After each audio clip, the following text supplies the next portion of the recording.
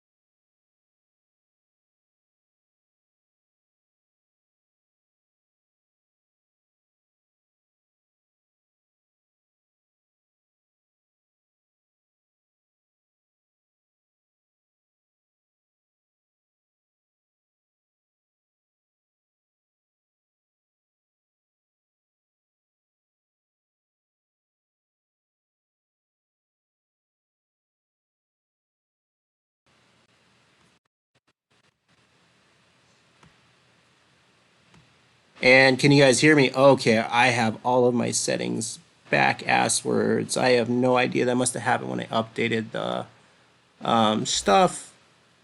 Can you guys talk right now? Yep. Let me talk. Okay, good. We're live. Okay. Sorry about that. I had some technical difficulties back end. Me being a retard and not checking the audio settings. Welcome to Anonymous Spice Back. Today is June 25th, 2020.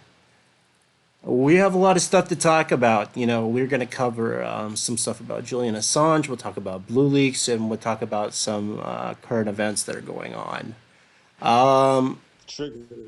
So, Mark, you want to start off with what's going on with Julian?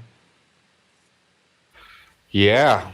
Okay. So I just made a post for the show too. So there's a new indictment, right, against Julian Assange that, well, it contains a lot of information, but basically it talks about the whole suggestion that he was involved with LulzSec, communicated with LulzSec, and they claim he asked them or suggested targets to them, asked them to hack certain targets.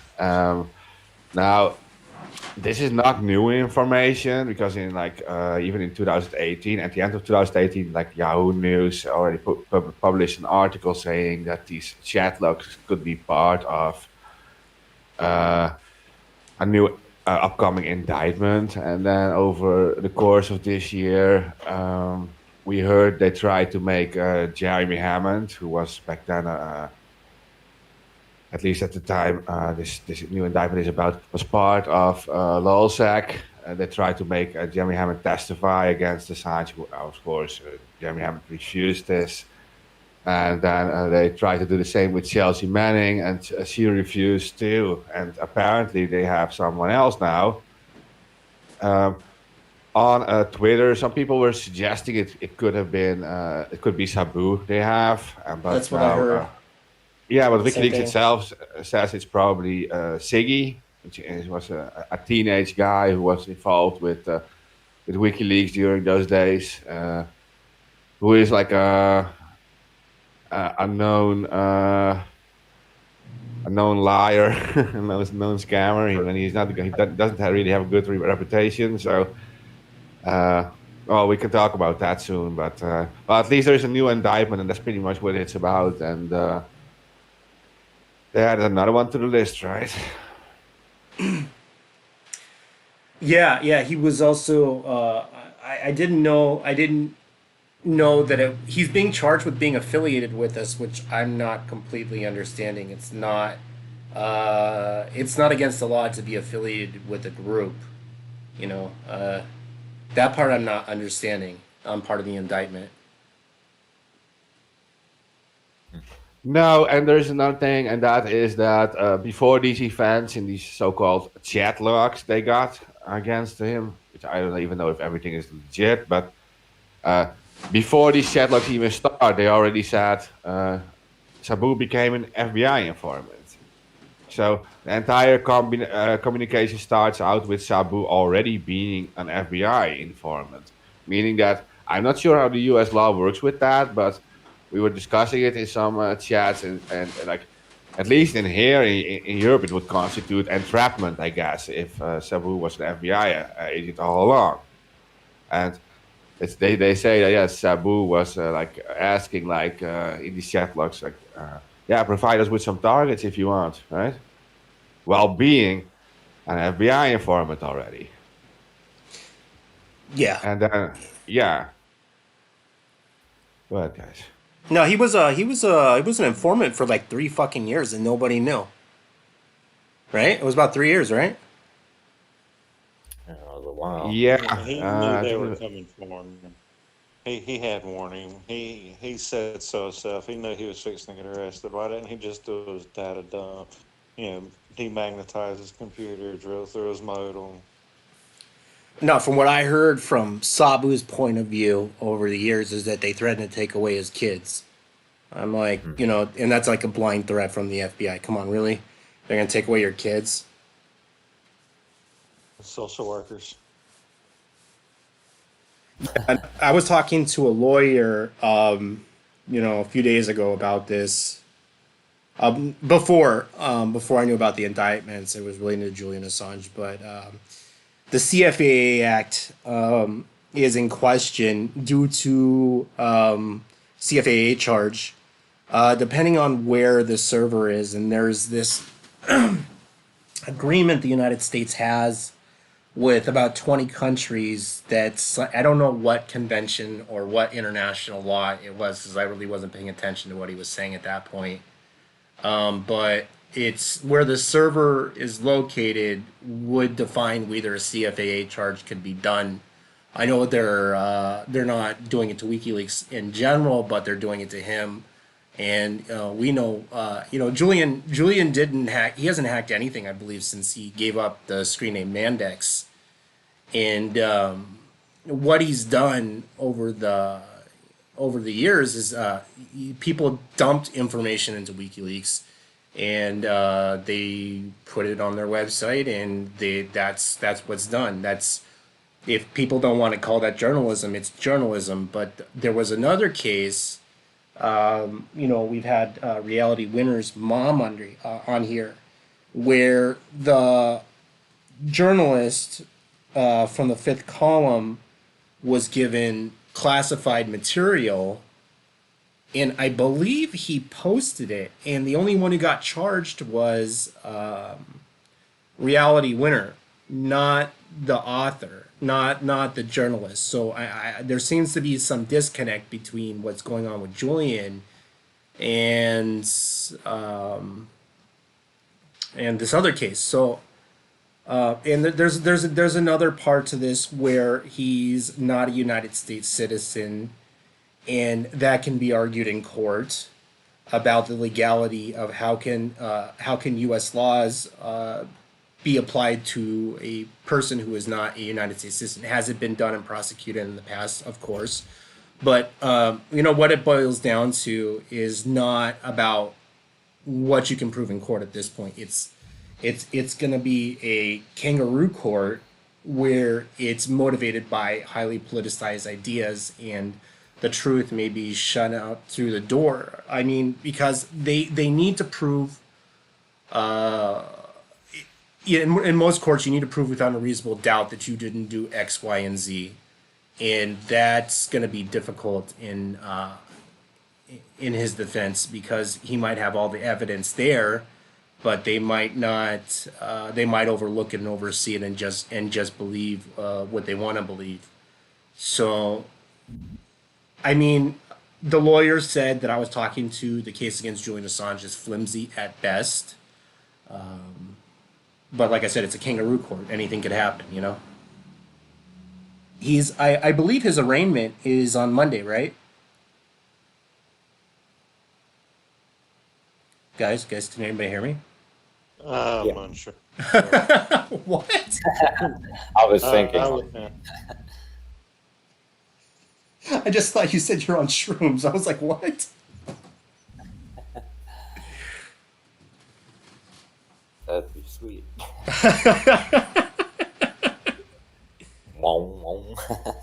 Start making noises. Yeah. Well, it could be that this is just used to make it easier for them to extradite or whatever, and that they're just trying everything. And then when he is like in the USA, that they know that it's going to be dropped anyway. But it's like, I'm not sure how it works with the UK law, but maybe it's easier with this kind of thing. Yeah, we had Lori Love, and they wanted to charge him with 99 years. Remember that? So Yeah. Oh, it's ridiculous. That's cannot stress enough how ridiculous the law is in the United States for computer crimes. well, yeah, the lawyer I was talking to, and it says specifically when it comes to the wording of the CFAA Act, which was, I believe it was written in relation to the video game or the movie when War Games with Matthew Broderick. Yeah. And they were afraid. They were afraid at that point, after seeing the movie, when they made the law, that somebody could hypothetically get to a terminal, use a modem, and activate the nuclear codes. But in reality, I'm pretty sure that's not how it worked back then. I really don't know. What kind of security system, if they even had any at that point. But the CFAA Act is so open-ended, and it really comes into a lot of the cases he was talking about were it comes down to what is unauthorized access, and how is it defined, and it's really kind of vague. And unauthorized access could mean so you set up a Netflix account, right? And the terms of service is that you can only have 2 users per account, but you want to share it with your friends who are not your family, and then now you have violated the terms of service, and you now have unauthorized access. So wording is very vague, and I think the minimum amount of years for the CFAA Act is 10 years, I believe. But we've seen cases where people have gotten less and argued it in court. I believe when wasn't Stanley Cohen, defending the ones from Op Payback? Yeah, he was. Yeah. He basically talked them down to 5 years, which is kind of weird for a CFAA charge.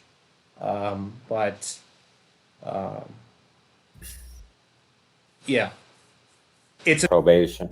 yeah, exactly. It's an old Yeah, archaic that. law where they compare a computer crime more dangerous than a violent crime or a rape or pedophilia. Yep. It's considered in the law a higher crime, and it really doesn't apply in this day and age. And lawmakers have been saying this for years, and advocates of revising the CFA Act or CFA laws, that it needs to change, and they need to have specific charges for what's being done, like you do a DDoS attack, which is really just sending garbage data to a fucking server, or not sending an ACK, or pinging the thing to get, or whatever the fuck, or whatever method you are using to do a distributed denial of service, whether you get millions of users to come to a website or whatever the fuck you're using. But what I'm saying is that doing that can constitute a 10-year charge, because you are doing something to a server that is not so legal. But what I'm saying is where we've advocated. Isn't Aaron's law? Aaron's law was trying to change that too, right? Where they were trying to change all of the CFA laws. Yeah, actually, you're right. When Aaron passed away, there was, believe me, a lot of protests within the acting community. Pretty much everybody I knew was pissed. So, just the amount of time they put on you, and put you in that position where it is, a life or death type of thinking they put you in, 30 years. I mean, Yeah, they wanted to give him a 30-year sentence for downloading JSTOR. I know. I mean, it was the most ridiculous thing I ever seen. And the way we feel about it is that was on MIT, had, for example, network administrators, had I stumbled upon somebody just using a NAS box to download some stuff, I'd be like, hey, man, like, you might want to give that stuff back, But the way it got handled is, they brought a squad of FBI agents in there and just became this huge thing, where once they found out it was Aaron, we feel like it should have went different, but it didn't.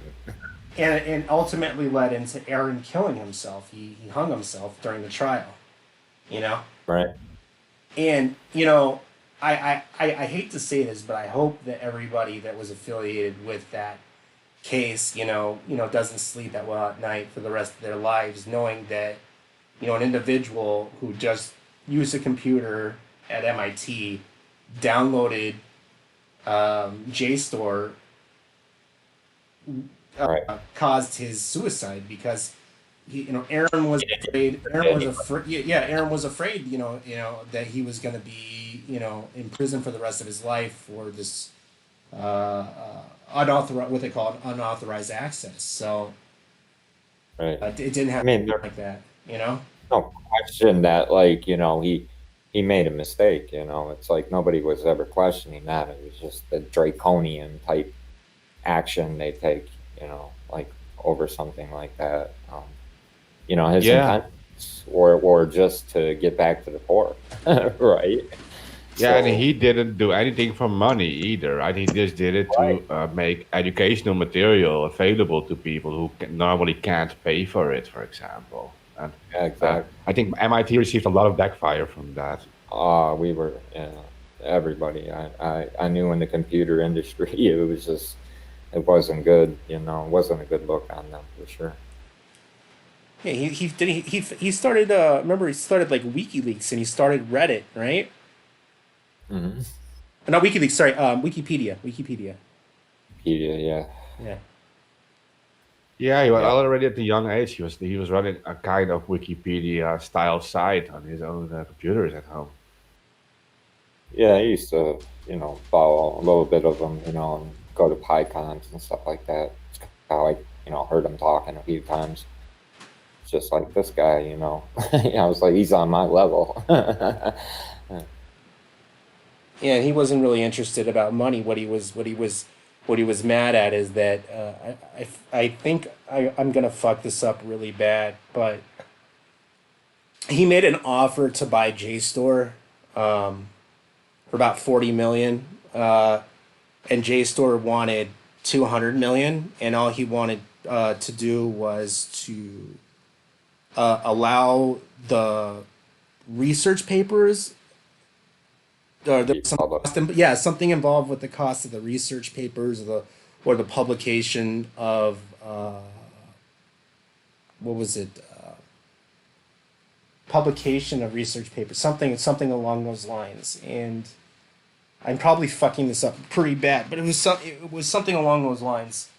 And so when they made him a high offer for more than what it was worth, he just downloaded it, and I'm not sure what he was going to do with it. But the result of him downloading research papers was going to cost him 30 years in prison.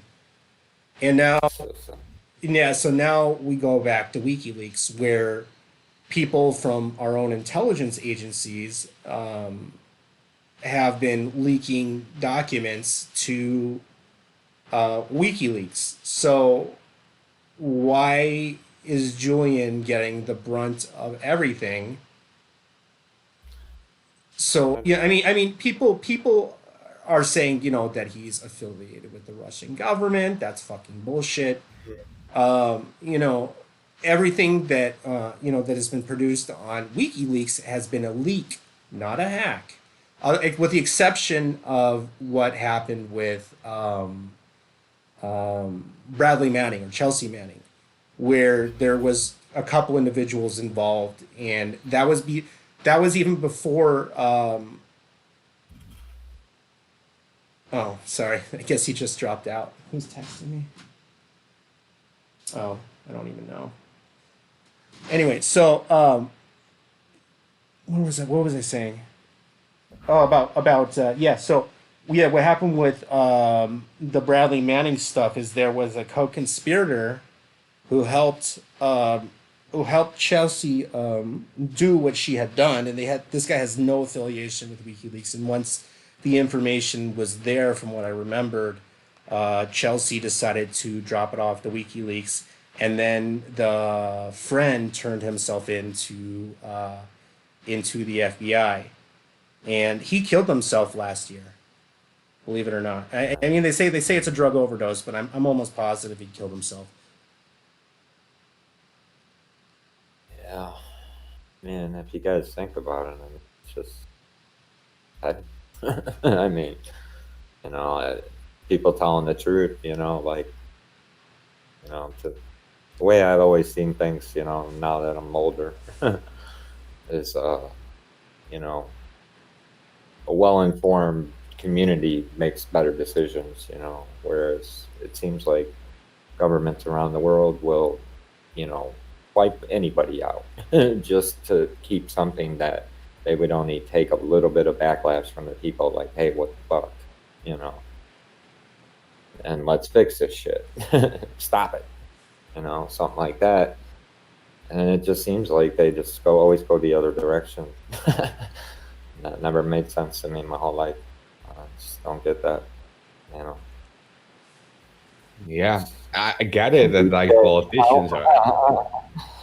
I get it that politicians are angry or whatever, but it's weird. Normal people actually should be showing so much more support, right? Because it's always in their benefit. Like with things like the Watergate scandal long ago and things. Those things would have never been released if not for whistleblowers. And yeah, Right. Yeah, I mean, pretty much every piece of information, like I said, whether you get the backlash about it or not, people can make better decisions. You keep fucking up governing, obviously you're gonna get voted out. I don't know. yeah, It's just always odd to me, man.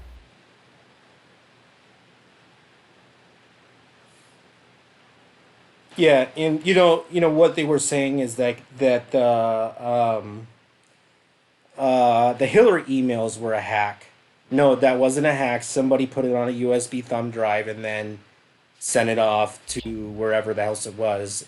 And I remember at that time there was a guy going by, I believe it was Guccifer 2.0, right? Yeah. Claimed that he did it, but I remember seeing the files floating around the internet about a day before Guccifer 2.0 went up on live on the website. So don't, it wasn't a hack. DC leaks, guys out there clowning that.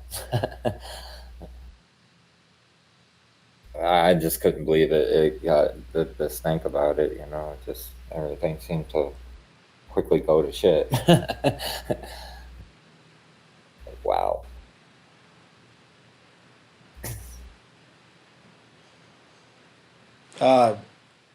Yeah, so, I mean, I don't know. It just seems like, even Trump said, God, I remember this verbatim. He praised WikiLeaks, and within the last year, when he was questioned about WikiLeaks, he says he doesn't know who or what WikiLeaks is, or who Julian Assange is. So, Well, yeah. don't. I knew it was coming. I don't. It just seems like a witch hunt at this point. So if you're It went Yeah. politically bad for them. That's what it really happened, And then they got to break ties and make it seem, Yeah, well, they will try to use it when it benefits them, and if it doesn't, they will just fuck them over again. like a bad Yeah. habit.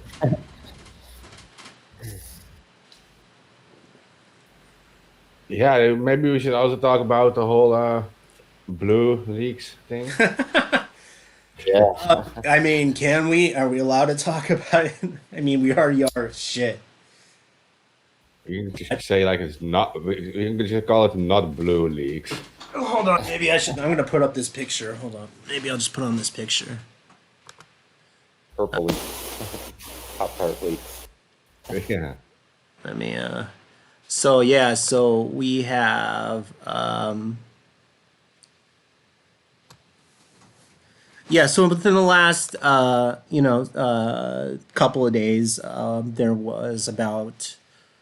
Supposedly 269 gigabytes stolen from various police agencies affiliated to an account going by DDoS secrets. And they've been around for a while. I just haven't keep tabs on, what's been going on, with them. But I wasn't aware until I saw the news article from Wire, and had interviewed somebody. I think somebody affiliated with DDoS secrets. As far as I know, I don't know anybody who has been able to get any of the files. As for it was available to be downloaded through the website if you so be inclined to, but it's looking like it would take a few days to download at best. In some of the there were some issues downloading it, when they were using it on a torrent. I have a few guys that are trying to download it right now, but it's not like an overnight thing. I really wish AK would jump on here. He'll be here soon. Let me do a new image. Yeah. Yeah. Downloads. Ah. There we go. Okay. And I put the FBI shit up there.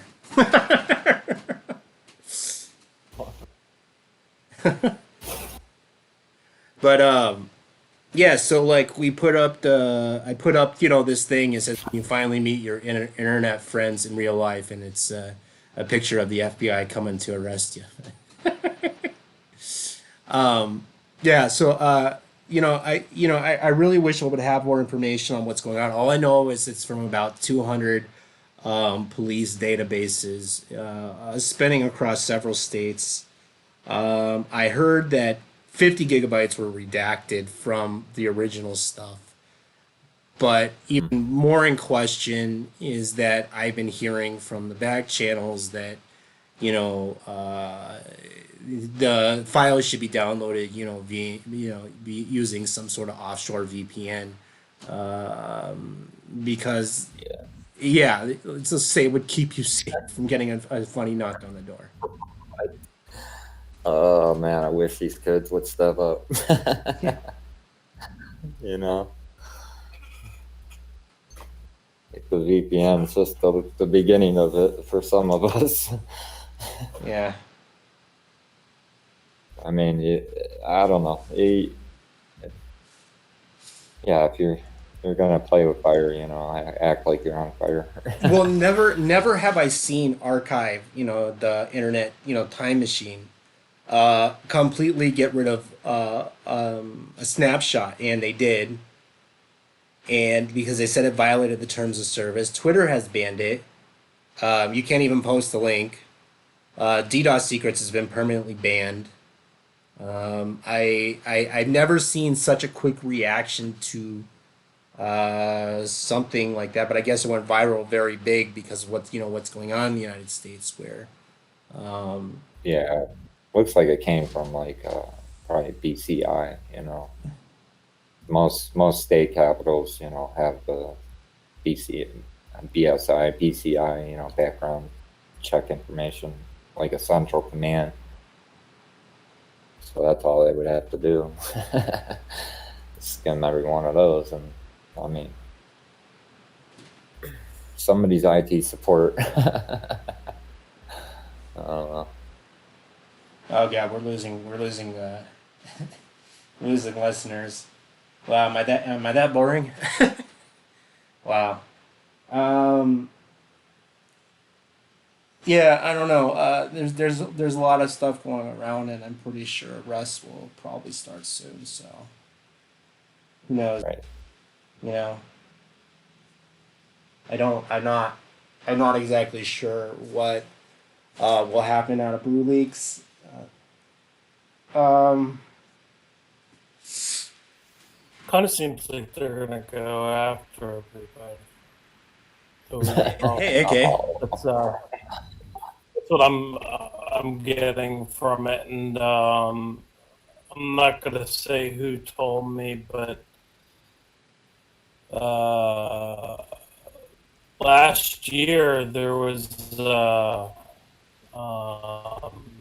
few different people who were questioned, who were involved in WikiLeaks that were in Iceland, and they were basically told to testify against Assange. I have no idea if they are or they're not.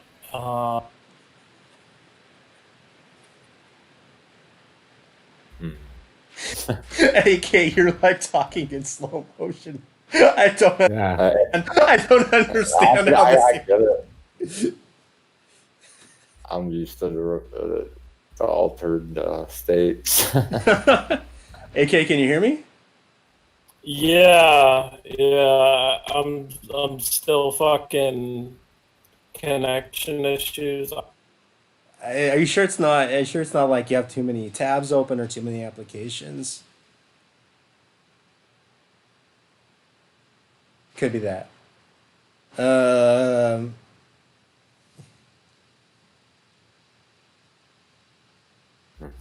You there?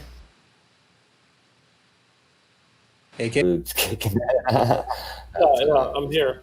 Oh, you're much better. Well, I don't know what to tell you. Like, it's just gonna keep on doing that, dropping packets and shit. I have no idea. Like I said, I looked into the issue, and I can't find anything that's wrong. Everything's fine. It's just a VPN. Well, turn off your VPN. That could be slowing down your packets. Yeah. Especially more. But Yeah, all of them are.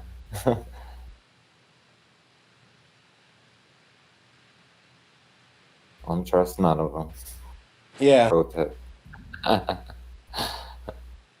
Oh, I mean, I paid for. Oh my god. What? Did you turn off your VPN? Yeah, it's off, dude. If it's still.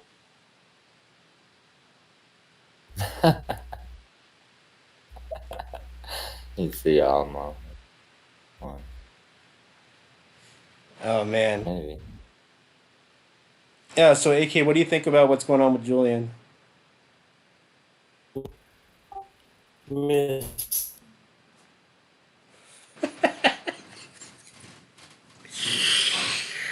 I think it can reach your straws. Personally. Yeah. I just didn't know that you can be charged for something like 10 I fucking bet- years ago. You know? Yeah, I didn't know What? you could be charged with affiliation to a group, or because technically we don't exist. Yeah, I mean, they just hate people, I guess. Hey, but how long does it even take for things to expire in like the USA? It depends. It depends on where you're being prosecuted and what the crime is. Yeah, So for federal level. most crimes, it's a 7-year grace period. So, but in crimes of murder or crimes of passion, there is no statute of limitations on murder or rape. So, There's probably no statute of limitations for Espionage Act. I'm pretty sure that's gay. Don't quote me on that. I'm not a fucking lawyer, but it's very interesting. I don't know if you guys actually were able to read that full indictment. I did. But they are literally accusing him in the 1990s of going around to hacking conferences and saying how he used to hack into generals' emails and read them. And they're using that as an entire hacking organization that was set up for basically that's not entirely true. And the other thing is, like you said, affiliation. The thing that I know about is that, Beth released videos and transcript conversations of within WikiLeaks. And Best put up a video where it shows Siggy talking to Sabu and Jeremy Hammond while Assange is in the room. And they're trying to say that Assange ordered a hack attack on Iceland's government. Now, here's the thing that doesn't make sense, right? If Assange knew all these hackers, why was he asking Sabu to go hack Iceland? And it's not Assange doing it. In the video, you can see clearly that it's Siggy. I don't know if there were any other conversations that were had or not, but what we do know is that both Siggy and Sabu were FBI informants. So, in essence, we have Siggy, who's an FBI informant, and Sabu, who's an FBI informant, talking about hacking something Well, they're both under control of the FBI. That if that's not a fucking setup, I don't know what is. And it's absolutely.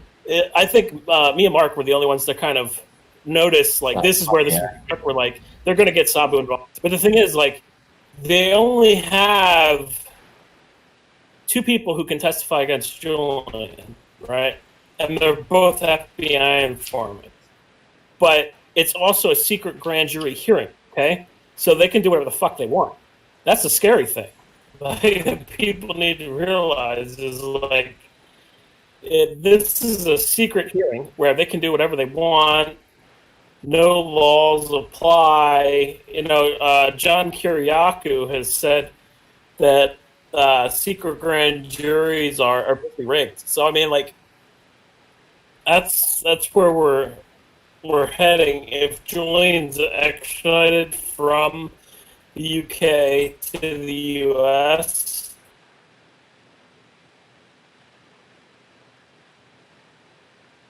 Hello. Did you drop out? no, I finished the set. Oh. Sorry. My bad. Every single time that I finish what I'm saying, you're like, did you drop out?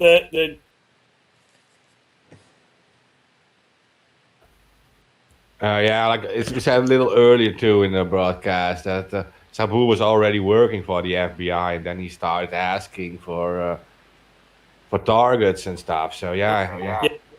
Any law would be entrapment, I guess, but I don't know how the USA works with that. So, But it's also Siggy. Siggy was also working for the FBI at that time period. We know it 100%.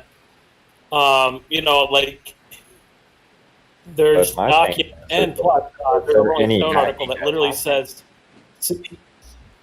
what was that? No, I was just thinking, like, from what I was reading, I mean, that they were talking about, you know, like you were saying, gaining targets and stuff like that. Like, I mean, I get that, spamming people, but, like, if no actual hacking took place, what's up? Then you just spammed somebody. That's all you did, you know. But the thing is that they were discussing that, right? But Siggy Thordades, I can't fucking say his name. That guy, the pedophile guy from WikiLeaks, former WikiLeaks guy, he was under the control of the FBI at the time too. So you have 2 FBI informants fucking talking to each other, saying, hack this, hack that. You know, like, it's so obvious. But people are so stupid that they don't see it. And it's like, this has been happening with WikiLeaks over and over again with various different things. Like the whole Sweden thing that was spun around. You know, like, a lot of people don't even know, like, in regards to the Sweden situation, they don't know that the woman was actually a party leader, or she was involved in the party within Sweden. Did Julian there? You know, like, stuff like. Hello? Yeah. I remember her even saying that she would, you know, given a chance, would she sleep with Julian again? She said that she would. So. Yeah, but I'm trying to remember. There was a document that came out of Stratford, and there was 2 other intelligence firms where it said that they would basically destroy WikiLeaks and chase Julian around and give him charges in each country and extradite him to each country and give him charges for the next couple of years of his life. And that's exactly what we're witnessing now. It's insanity. But they actually discussed this. It was Stratford Palantir and there was another company. I can't remember the other company. off the top of my head. You mean But HB these Gary? Or? a couple years of his life, and anybody associated. You mean? Do you mean HB Gary, AK? Yeah, it was. I couldn't remember the fucking company, man. Like I was just like, So long ago, man. Stratford and Palantir. Yeah, I remember the 0 days. Jeremy got to hack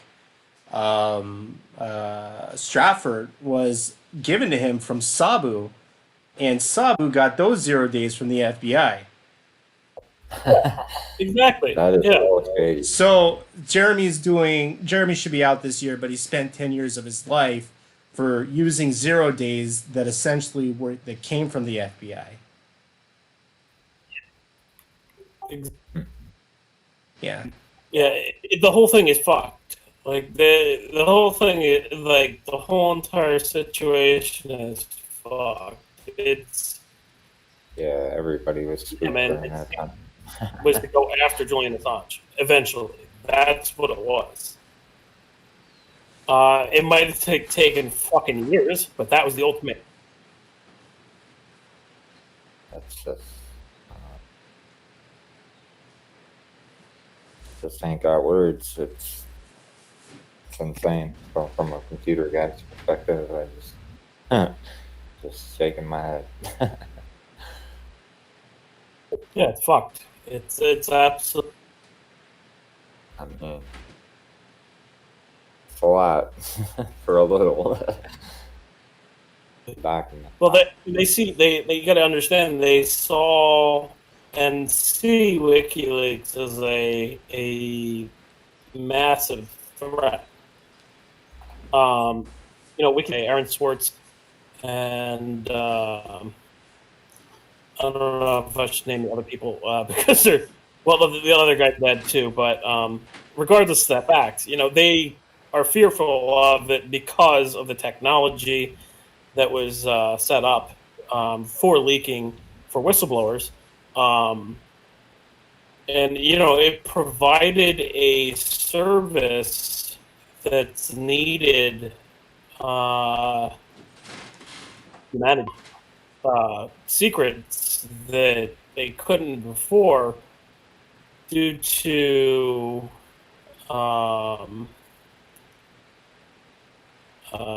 possibly, like, if you contact a journalist, you could go to jail. You're rolling the dice when you contact a journalist. Am I going to contact a journalist that's going to report me?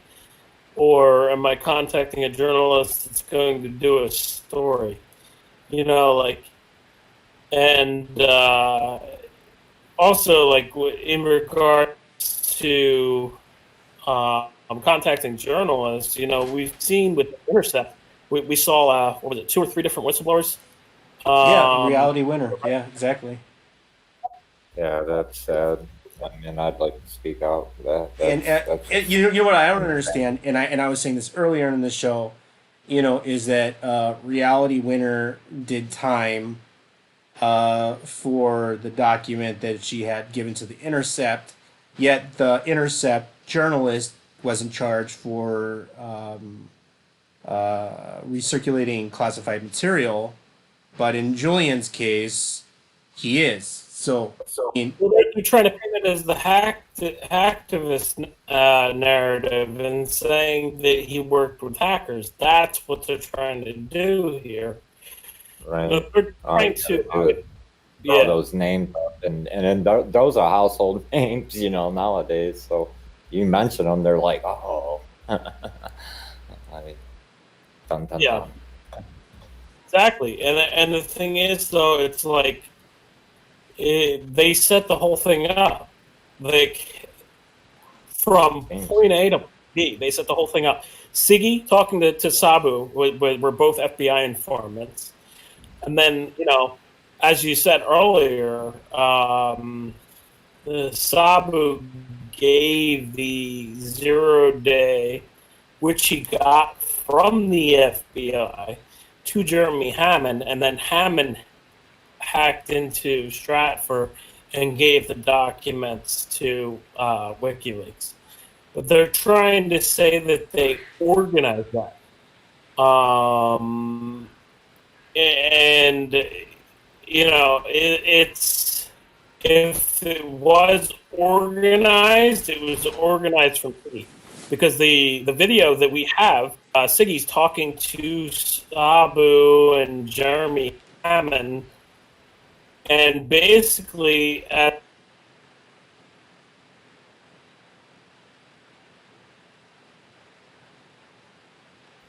It's cutting off, I think. Yeah. no, I'm done with my comment. Oh.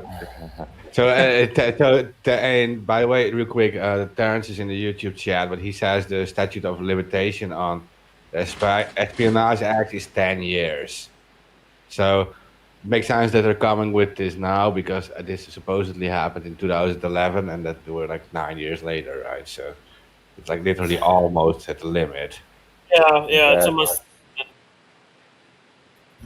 But then they're mentioning, like, how are they're gonna mention that, like, can they use well, there's no new charges filed, right? They just kind of put new information out there. That's what they did. Because, they have mentions in there from the 1990s of Julian, like, going around to different hacking conferences in 2009 as well. Going around. Here's the thing, okay? Like, if Julian wanted hackers, right, he was a member of the SecCons, okay? He had the hackers that he wanted. Like, he wouldn't have to go around recruiting hackers. So that whole narrative falls apart. I don't know. Yeah. Julian was that dude was elite, so everybody knew about him, at least the communities I come from. Everybody knew Julian. Yeah, I was under the impression he stopped when he gave up the Mandex screen name. Yeah, somewhere 2005, 6 dropped off somewhere. Yeah, well, that's the thing. They're using his past to come after him for his present. They set up, like I said, they set up everything. So it's like, we have his past, okay? And all they're going to do is just use a grand jury to indict him. And it's like, it's such an easy indictment. It's such an easy indictment with a secret grand jury, number one. And then number two, you have this whole past of him as a former hacker. And everybody knows it, right? Everybody knows that he was a former hacker, and everybody knows he was a programmer that worked with cypherpunks. Yeah. But the thing is, like, if the guy wanted hackers, he wouldn't just go out to.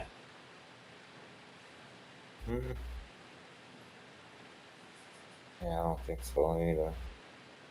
Yeah, they're trying to build a case against him on him being like actively involved with asking for hacks and doing hacks himself. Like, because the indictment also talks about Chelsea Manning and that he was sending him a hash to crack, and then he messages back that they were unable to crack it, and so they send it to some American guy. This is what the indictment says. I mean, wow, it's a lot of false information. Jeez.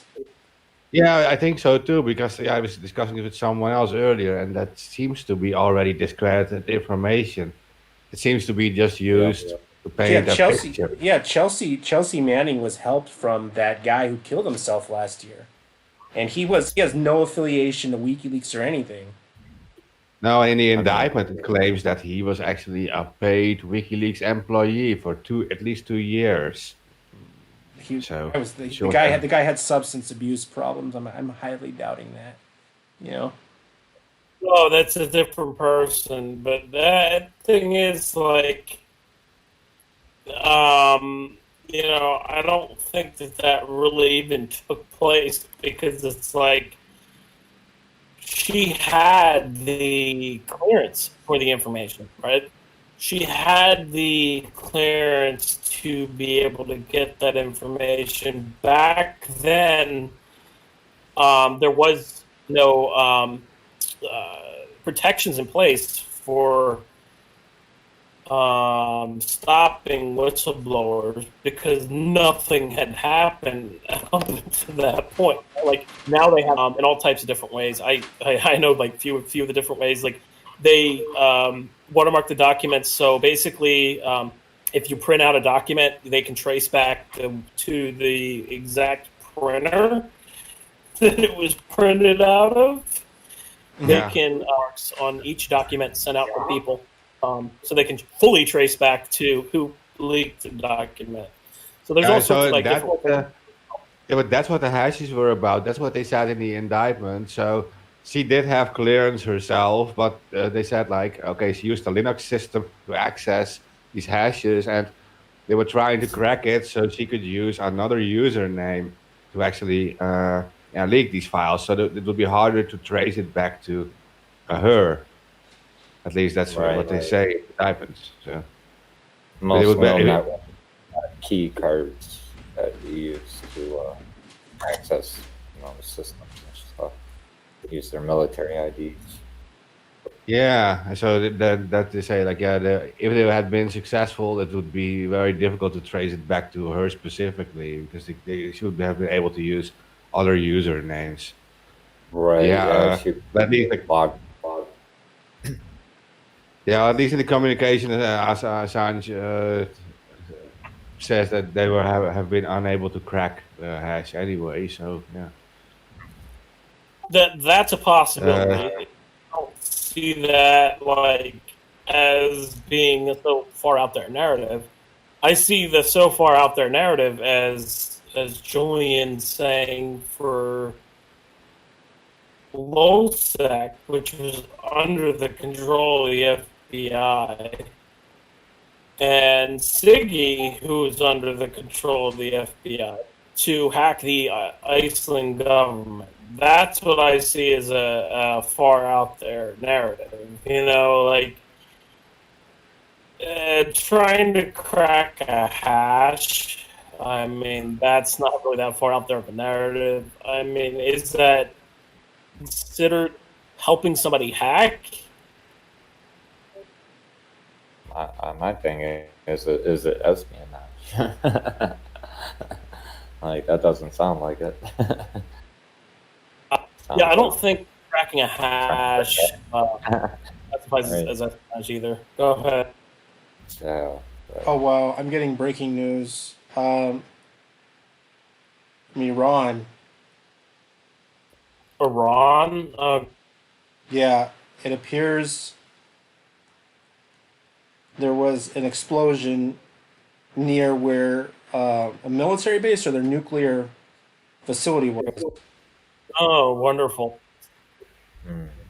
Yeah, I saw the video of it too. It was dropped in one of the chats, AK, and you were actually tagged in it. Like, yeah, it looks like it's near the nuclear facility. Can you drop that in this chat? Doing it now. Oh, the video? Yeah. I dropped it in the chat. Cool, thanks. Yeah,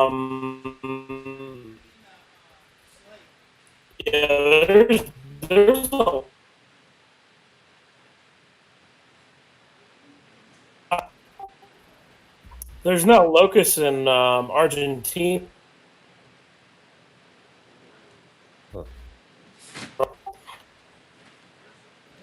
Like, you remember the locust we were talking about in Africa? Yeah. They've moved to yeah. There's now a plague of locusts in Argentina moving into Brazil as we speak. A sandstorm is coming too. Oh yeah. A sandstorm? I didn't hear about that. Yeah, there's like apparently a big puff of like Sahara Desert sand heading for the United States. Like, great. Oh Jesus, is that you? No. Jesus. Jesus, take the wheel. Yeah. Looks like he let go a while Do you have like ago. a better? I hate disclose.tv. Do you have like a better link to this that's not disclose.tv? I have such a problem with those guys. They fucking push a queue, and then now they're trying to backpedal it. So like, like Yeah, Tehran explosion. Hold on, let me get it from a legit news source. Ooh. Is this guy a reporter? Okay, this guy says he's with Al Qaeda. Never mind. shit, that's funny. Yeah, this guy says 9 lies. My M16 spy is inside Al Qaeda. Ex Baker, ex spy, podcaster. I don't trust you. I don't.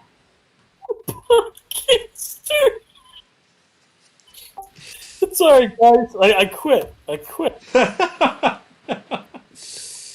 Oh man, that is funny. In paper. Oh, here we go. Here's another view of the explosion from another guy.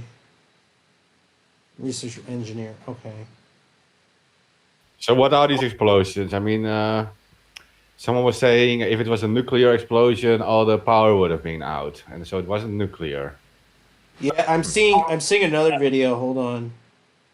If it was a nuclear explosion, trust me, it would not be pretty. If it was like a nuclear plant that exploded, that'd be a different story. But if it was from an attack from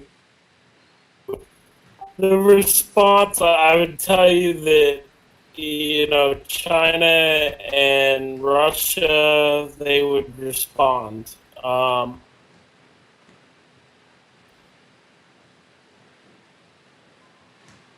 wait, here we go. Hold on. There's another video. Where's our chat? general chat. But yeah, I the video of it. It's hard to tell. That's not really a good video. I would need like a better video to tell. Explosion looks a little bigger in there. You can kind of see what's going on.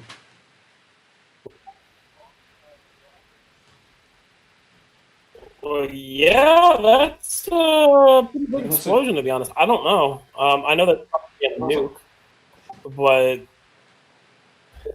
it's a decent sized explosion. Yeah, that's not. Wow. It's pretty big. No, that's definitely not a nuke. I after watch. No, it's not a nuke. Could be a planet. But, I wonder what's going on over there.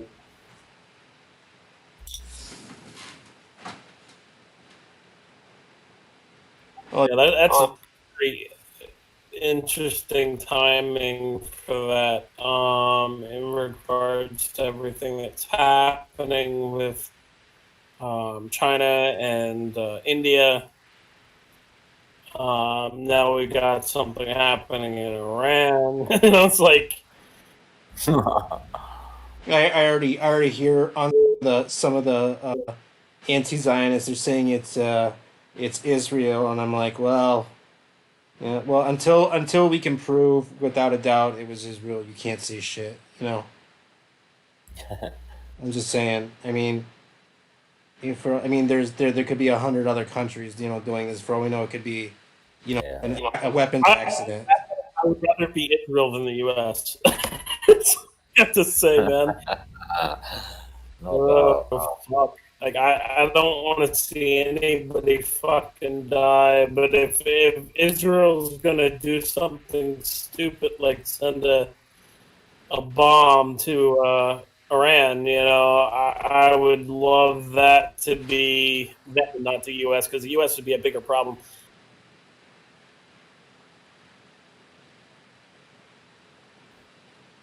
I'm surprised it's not even any of the major news and outlets right now. Wow. Will be. It's just a matter of we've caught it. Before it hit. Yeah.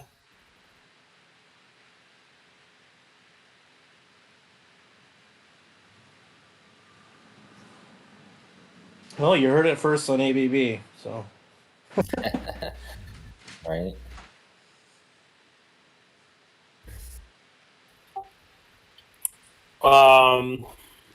To not jump in fully to politics, but did you guys hear about Mary Trump and her book that she's going to be publishing on Donald Trump, and What? how the Trump family is basically like saying, yeah, she's going to be publishing a book on Donald Trump, that it's basically a tell-all book, and this book is going to reveal disastrous secrets that are going to cause damage that not even money can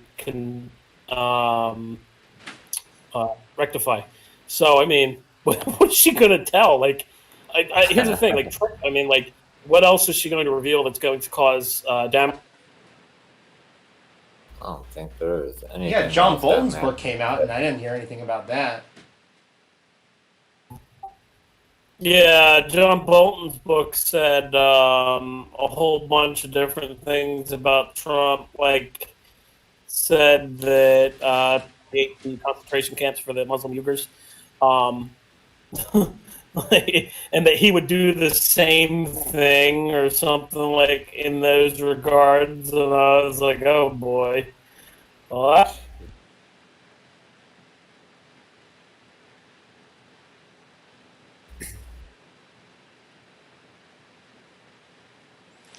Yeah, I mean, you know what kind of amazed me is that there's First Amendment rights that we have here, and that I understand that there's national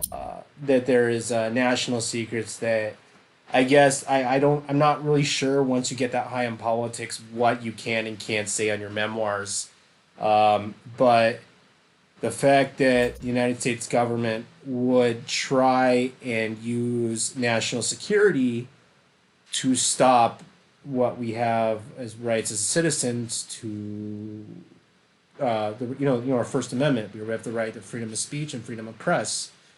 So I don't understand why the Trump administration would go so far as to violate our constitutional rights. But again, I'm not well, this is what you're talking about. So, I mean, you should understand by now. I mean, he's done it multiple times. But, yeah, and the thing is, they're trying to do it twice. Once with Bolton's book and then now with Mary Trump's book. And Trump just lost. So this book is going to be published. So whatever's in this book is going to come out. And it should be pretty interesting because the Trump family themselves were like telling her, don't publish this. It's like confidential information that was in a settlement or something. You're not allowed to publish this. And like she's like still going forward with publishing it. So whatever it is, it should come out. It'll be interesting. When does this come out? I don't know. But they failed to block the book. The judge actually tossed out Trump's attempt to block the book. So it's going to come out, and they said that no amount of money can undo the damage after it's published. Well, they said the same thing about John Bolton's book, and nothing happened. So, yeah. I honestly don't believe that there's anything you can say to change his supporters' mind at this point. Yeah, really. Unless there's like a video of him like on video, like fucking raping a kid or something, then that might change their mind. Besides that, I don't think that there's anything that would change fucking their minds. They're so brainwashed. They're so fucking brainwashed. Yeah, it reminds me of like some man shit. No, it's true. Very true. We're jumping off a bridge today. Yeah. You do remember, I shouldn't even say it on the show, but you do remember Charles Manson Helter Skelter. Yeah. Yeah, that's bizarre. Yeah, it is, man. That's what I mean, is like, no matter what he said, you know what I mean, he wasn't wrong. Even when he was wrong, they would find a reason to, you know what I mean, validate what the fuck he was doing, no matter how sick it was, you know. Yeah, and Eric Trump actually tweeted out a picture of Q saying where we go all for the Trump rally. I don't know if you guys saw that or not, but I did, and I called him out on it, and I said, you know, your fucking PSYOPs officer Ed Cohen Watnick created Q, and that was appointed the NSC and our NSA, whatever the fuck it is. Watnick was one of the people within the administration. So I mean, like, this whole thing, it's the fact that Eric Trump now is endorsing it with a picture that he since deleted, but he did endorse it. He did endorse the whole Q thing with where we go one, we go all, and the Q letter Q with the fucking flag in the background. So I mean, it's interesting. I'm not sure. I was gonna comment on some QAnon accounts, that follow me. They'll follow me, but I won't follow back. One of them was saying that this YouTuber was Q, and I'm not familiar, but I am familiar with the history of QAnon, and it all went back to this troll who went by the screen name Micro, and all it was a fucking troll, and he even admitted to it. Yeah, that's not entirely true. The true story of it is Ezra Cohen Watnick created Q. He was the one who leaked that the Saudi arrests were about to happen and all that jazz. He had the clearance to see that, number one. And then number two, he handed off Q after he was done with it to 0 Hour 1 and Microchip. Handed it off to those people, and somewhere along the fucking line, one of those person's friends actually contacted me and tried to get me to be involved in it, and literally said they would have paid me to travel to a hotel and pay for my fucking plane ticket and all this other jazz. And I'm like, no. Like, what the fuck? I'm not going to be a pro-Trumper, like, for money? The fuck is this? I don't know. Like, they literally thought that I was going to do that, and it's like, no. But the funny thing is that they even tried to get me involved in it, and then I was just like, what is going on here? I was like, it was. Then the person like confessed that Ezra created it and handed it over to 0 Hour 1 and Microchip and all them. So I mean, like, I was just blown away because I was like, I didn't want to get involved in any of this shit. But the whole Q thing, I mean, we cracked the trip codes for, we as an anonymous, not we, but we as an anonymous cracked the trip codes for the Q account. And the actual passwords for the accounts were fucking hilarious, man. It was like one password was Matlock with like an @ sign. Another one, and if you look up what Matlock is, it's hilarious. It's a fucking, but it's like an old TV show about like a lawyer and oh yeah, man, Matlock. yeah. And so like it's like that was one of the passwords. Here Comes the Pain was another password with fucking @ signs. Like a whole bunch of other like random fucking passwords, but. I just thought it was really funny. It was obvious that the fucking PSYOP, from my point of view, when they started saying invade Iran, trust John Bolton. When you say trust John Bolton, you know it's a fucking PSYOP. A full-on neocon that has been involved.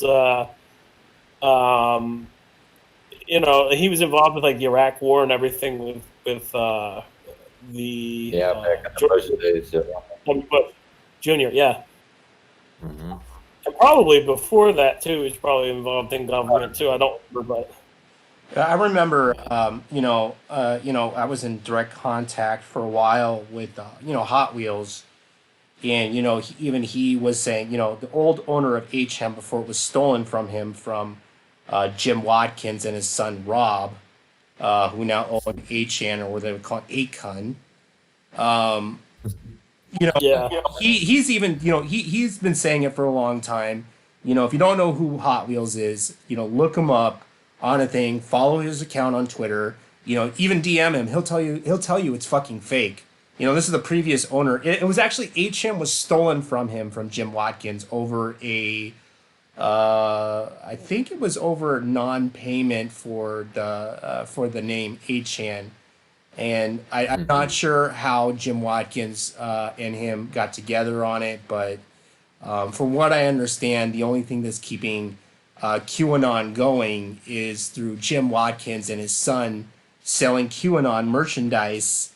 Exactly. Yeah. Hot Wheels will tell you the same thing. Is that the website 8chan was only making about $12,000 a year, and I wasn't even sure how they were even making that much money. And Jim Watkins comes around, steals the domain, and all of a sudden there's money fucking coming in. Selling QAnon merchandise, and I think it's called Q Patriot or whatever fucking is the official QAnon fucking distributor of QAnon T-shirts and stickers and QAnon fucking tags you can put on military vests and shit. And so there was an active operation to try and keep the website offline, not through any illegitimate means, but to try and explain how dangerous the website has become, because it was coming to a point where the shooters from the New Zealand shooting of the mosque had posted, I think before he had done it, that what he was going to do, and it became a cesspool of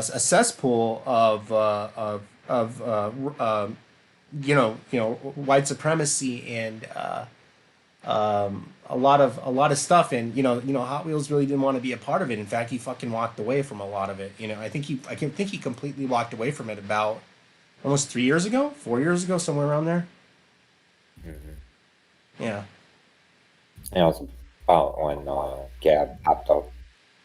Yeah, they even popped up in 2016. Like, I knew Andrew Torba at one point. I talked to him and I interviewed him in regards to Gab, and I said that if they didn't have some type of thing in place, it was going to become just a right-wing site. And it became like a whole right-wing cesspool. Like, you go on there and it's bad. Like, it's bad, man. There's no it's an echo chamber. Yeah. Well, they just keep track of me to make sure that I'm not the one snatching stuff from them. Fun times. Yeah, it's bad. I have no problem with them personally, it's just what like you were speaking of, I seen this queue of off 4chan probably in 2015, something like that. I forgot why they had to move off of 4chan, and I believe it was controversial. I think the Anons were getting sick of seeing seeing QAnon on 4chan. I think that they moved to 8chan. I don't know, Mark. Well, they were both. I mean, they just haven't stopped. I mean, every time there's a, post specific times, they got it all timed and mapped out, all these right. And like when I see QAnons post stuff, it's like watching a guy with mental illness try and correlate the meaning of what a door is. Like out there fucking left field, fucking talking to themselves, chasing butterflies, right. Thinking they're a dog at the same time. Like it's some fucking weird shit. Like they look at quilting. It's called quilting. They quilt one thing to the next, to the next. To Well, the they said next. Hillary was supposed to be arrested like 4 or 5 years ago. Yeah. Yeah, Crap. exactly. And they not said that I trust John Bolton. Remember, they said trust John Bolton. So like I played around with that like a few days ago after like the whole John Bolton book. Right. Fuck, man! It's so obvious there was a psyop, and for anybody who couldn't like figure that out, it's like. Well, they just associated with Anonymous because they knew that that would give them the platform that they needed to expand. People would take them serious, as some underground leaker or insider, that would provide them the wishful thinking they were having because that's what they wanted. They wanted Hillary arrested, and that's another argument, whether she should or shouldn't be, but you know what I'm talking about. They're just it. Yeah, I can see what you're saying, but I mean, in the same regard, yeah, obviously she should have been fucking arrested. She broke the law so many fucking times. She literally emailed her aide, send non-secure, and then deleted all the evidence of that. And there's other things that she did. She discussed arming jihadis and got the deals passed, as Julian revealed, and everything. Like, there's so much shit that she did. Yeah, she should have been a fucking Benghazi mostly, most Americans don't really pay attention to the intelligent aspect of it as what like guys like we, or people like us, most of it I get from friends is just like, hey, didn't like that. They'll hang on to one thing and that just puts a distaste in them for the politician, it just kind of involved into this, crazy stuff, but who knows, I mean. Well, I mean, they took advantage of it. It's like, they fully took advantage of it. It's like, yeah, she should have been arrested because she broke the law and did all this other shit. But do you really think that Trump, who is friends with Hillary Clinton, not only friends, but they're distant fucking cousins, okay, right? Number two, their daughters are friends. Their daughters are friends. You really think that Trump is going to go after somebody that his daughters are friends with? Like, no. You think he's going to go after his cousin, distant cousin? No. Or friend? No. Really? So that whole Baccarat bullshit was politics. Who was that?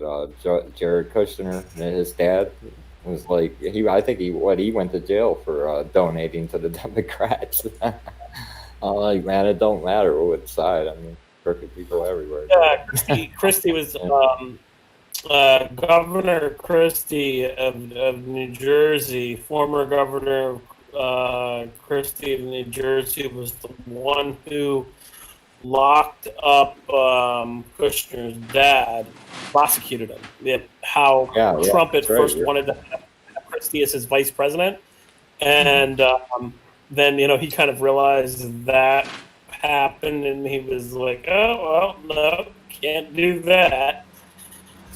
So I mean, like, yeah, there's so much shit there. It's hilarious, and Christie's corrupt too. Like, there's other things that he's done. There's no very I'm working on the fraud series. So I mean, like, there's they're all involved in something in some crooked way. Funny thing is, like, they try to go after somebody else who's crooked to like cover. It's a joke, man. It's just a full on. The Guardian has now reported on the explosions in Iran, saying that large blast was seen near a military base outside Tehran. So it was near a military base. That's confirmed by the Guardian. I remember stuff. I remember. What? The computer virus that the NSA did to Iran. That was so That was some. Oh, Stuxnet? Yeah. Yeah, I remember that. Written in low-level language too. It was impressive. I remember doing research on it. That was a fuck virus. Yeah. Yep. Definitely clever. Went after the logic controllers and just slowly sped them up. It's like, that's awesome. Good for them.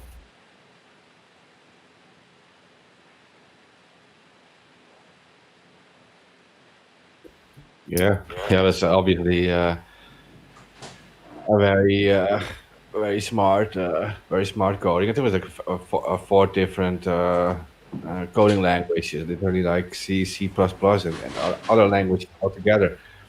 From I what don't- I hear is Yeah. what's said about it is that they tried to get it into the facility at first, but it wouldn't work, and they needed like the help of Israel, and Israel like pushed it to, get it into the facility. So they altered the code, and that's how it broke out, because it became more worm-like versus just staying within the facility, because that's probably how the NSA would design it, just to be in a closed loop circuit network, just hang around there. But it ended up escaping, looking for other programmable logical controllers. And it's, I don't know. I was probably 22 at the time, still in school. I was like, yay! Look at this. Yeah. Time flies, right? Then it's like it seems like it's right? last month or something. Mm-hmm. It feels like it wasn't that last month, but it's like so many years ago already. Right.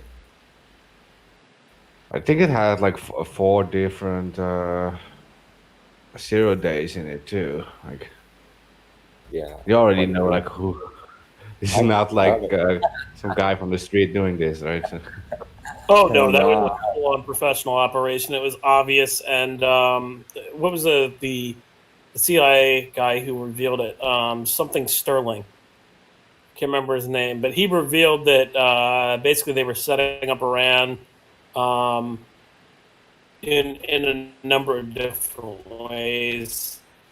They said that they wanted to set them up with fake like nuclear documents and all this other shit. So I mean, like, I can't remember his name. It's something.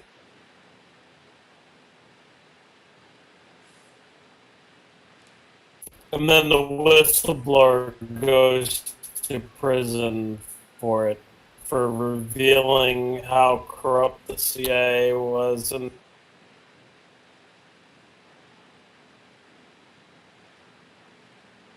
Yeah. Shoot the messenger. yeah, always. The Navy just said that in breaking news, Navy warned of an increase in personnel taking LSD and selling LSD. What? Sweet. What? Oh yeah. Go read it. It's funny. Yeah, man. I mean, whatever floats your boat, dude. I don't know if I could jam on a keyboard on LSD. So, be looking at my keys like, Is the key floating? Yeah, I remember what's his name. He's no longer with us. Somebody we used to know, some of us on the panel, he used to go by the screen name Baphomet at Cali at one point. And we were in a chat. We were all in a chat together, and he says, "I don't even know how I'm even doing this anymore." I said, "Go in your room, dude. Get off the fucking computer." That guy. Okay, so that guy used to do other hardcore drugs. He like one time randomly PM'd me, and it was like, he was like, I just smoked. It's like I just smoke crack, and I'm having like issues, and I'm like, well, I don't know what to tell you. If it's the same person, Baphomet, I like that's the person that. Yeah, there's only one guy. Yeah. I'm pretty sure it was. But he said, he was like, I just smoked crack, and I'm like, Like, okay. Yeah, it was sad. It was sad how he left us too. It was kind of a freak accident. Yeah. oh, is he? I didn't know that. Really? Yeah. He was crossing the street and somebody ran him over with the car. Oh shit, that's fun. We didn't even believe it at first, right? Like I we didn't did either. post like an on down picture about it, like that he. Yeah, no one believed at first until there were like these obituary things, and yeah. Yeah, I see it as everybody's got some fucking kind of problem. So, you know, maybe dude was just experimenting or something and just having shitty life, man. Understand that. He was a good programmer, but he just couldn't ever get Yeah. himself together. Yeah. And then, yeah, I got a soft spot for that. I mean, you know, Well, he was like infecting people back to the 90s, so yeah. right. Yeah, I mean, that's where I come from. So, late Yeah. 90s. Yeah, he was a good guy to me. So I mean, I don't have anything to say about him from that. But I was just like, why did you tell me that you just smoke crack? What is going on here? Like, I was like, what the fuck? Yeah, sometimes people are going through it, you know, and who knows? It's not my cup of tea, though. I give him the same advice I would tell anybody else: don't smoke crack. I mean, like, that's what I'll tell you. I was like, if you're gonna smoke anything, you might as well just smoke weed, not crack. Yeah. Yeah, they should just legalize it in the U.S. already and stop fucking around. It's legalized in a lot of states. I mean, there's not many states left that it's not. Bullshit, man. Fucking cops are all smoking in high school. Too. No, person. Well, it's legal. It's legalized for medical purposes and recreational in some states, but the issue with it. The issue with it though is that it's not federally Yeah, right. licensed. It's still in a federal Who was schedule. that guy, Jeff Sessions or something? He like went after it right away. Like he's not gonna like deregulate it federally. Wow. Yeah, and that's one of the things that Trump has actually said that he was going to legalize. You know, like it was one of the things that Trump do. Yes, psilocybin Yeah. too. It's getting decriminalized across the United States, and next year they've already gone through phase 3 trials for certain disorders to use psilocin for certain disorders. So it might actually get approved by the FDA. So it's kind of weird how stuff moves from a Schedule 1 narcotic to actual having medical purposes. So. They've known for years that psilocybin could be used to, or psilocybin, whatever the fuck it's. I think it's psilocybin, but you know what I mean. Like they've known for years that could be used for medical purposes. Yeah. Right. God, we've really gone off in left field. Yeah. Depression. Well, we started talking about LSD because of the fucking Navy, but here's the thing, like, the funny thing is about that, like, Navy warns of increase in personnel taking LSD. LSD was originally operation that was made for either the FBI or the CIA, for which, but it was like they were drugging people. They drugged people for experimentation purposes, and they drugged a whole town. I can't remember the town name or anything of that. But they drugged a whole town, and they were like experimenting. Like they put LSD in the fucking water.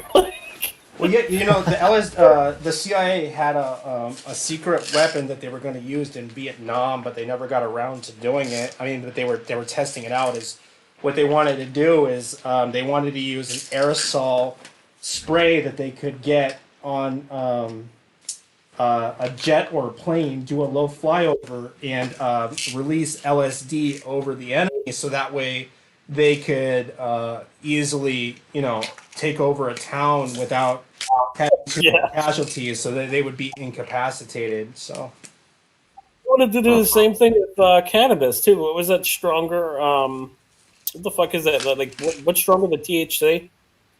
I don't know. I mean, Let me know. I'm just gonna. Yeah, there's something stronger than THC or something. They wanted to create like a THC bomb.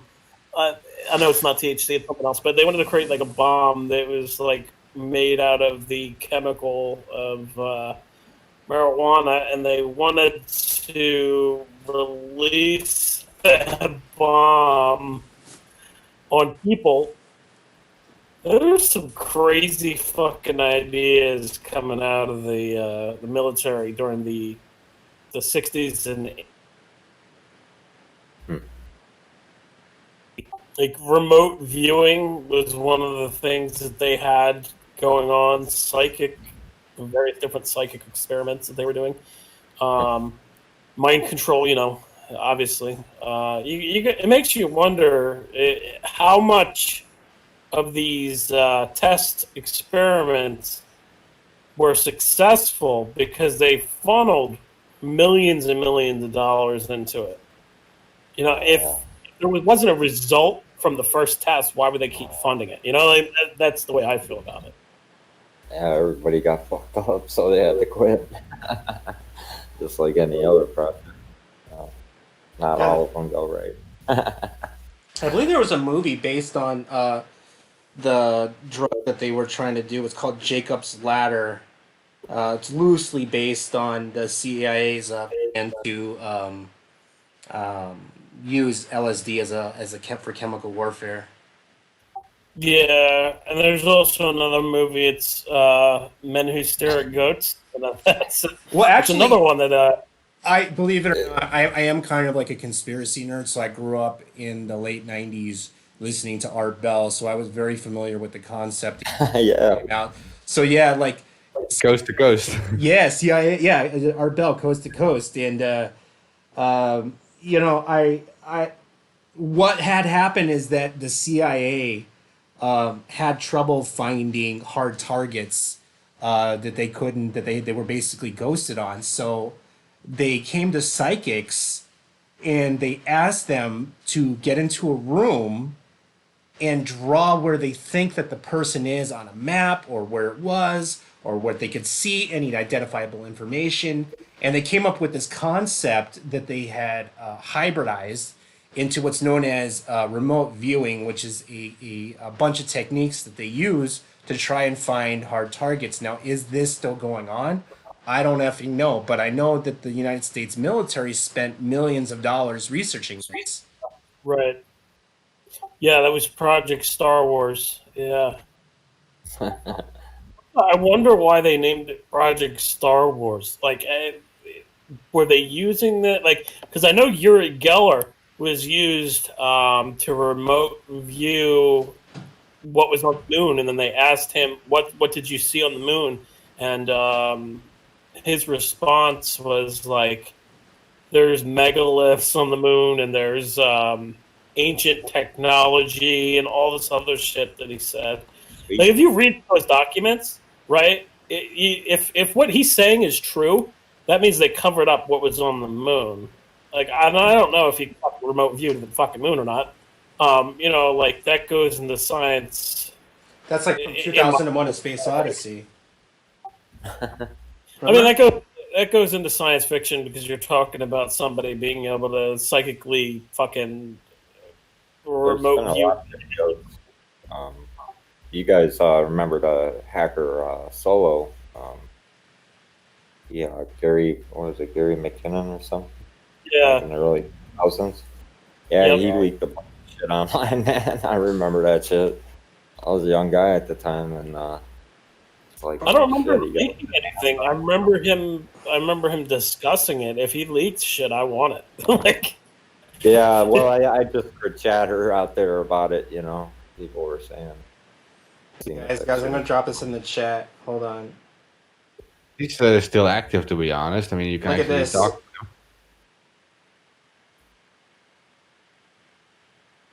Who's that?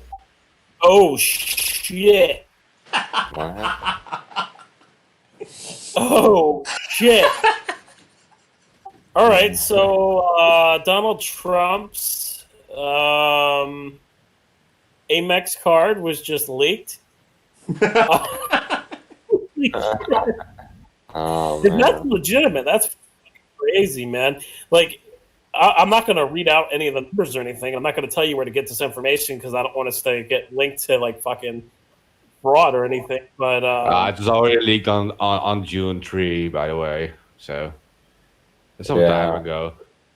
I actually see some K-pops replying below it. They were trying to buy shit and stuff. I think one actually bought something with it. like, why would anybody do that? Like, they're fucking crazy, man. Like, Holy shit. Okay. Getting real out there, guys. Yeah. You know? well, that shit's probably already changed. That's crazy.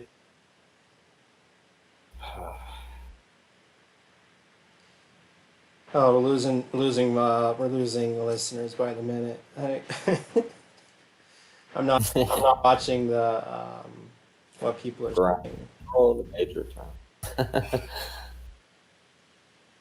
Yeah, that is nuts, man. That's it looks legitimate. I don't know, like I don't know if it's legitimate or not.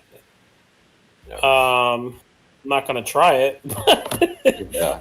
because I don't want to go to prison. Like, give them a reason to come after me. You know, like that would be a reason to come after me. They've already got like 100 different reasons to come after me, but none that are actionable. Yeah, that not worth it. Yeah. Yeah, like all I can say. President's plate there, man. You should probably think about posting stuff before you post it on social media. You know. Just saying. Yeah, the kids are actually saying like, "Can I buy Roblox with it?" Like, they're like buying stuff on these games like Roblox. He's like, I got 50 Spotify accounts now. Holy shit. It was just like on June 19 he canceled it, so that means that for like 2 weeks or something it was valid. Damn, Dang. that is crazy.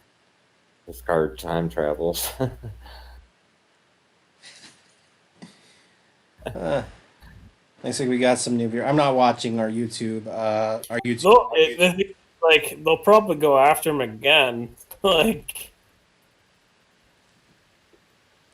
you know, they getting that type of information. Like, hey, bravo!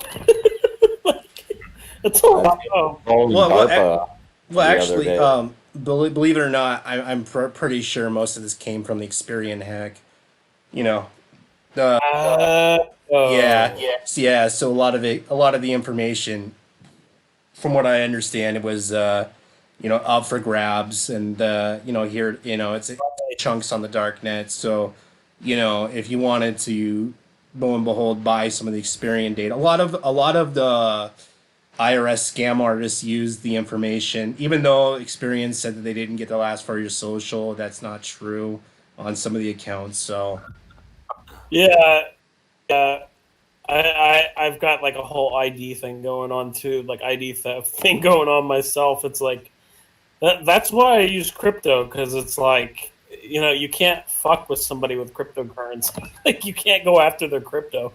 It's going to be the future of things, because these types of hacks where it reveals like a social security number, you're fucked. There's no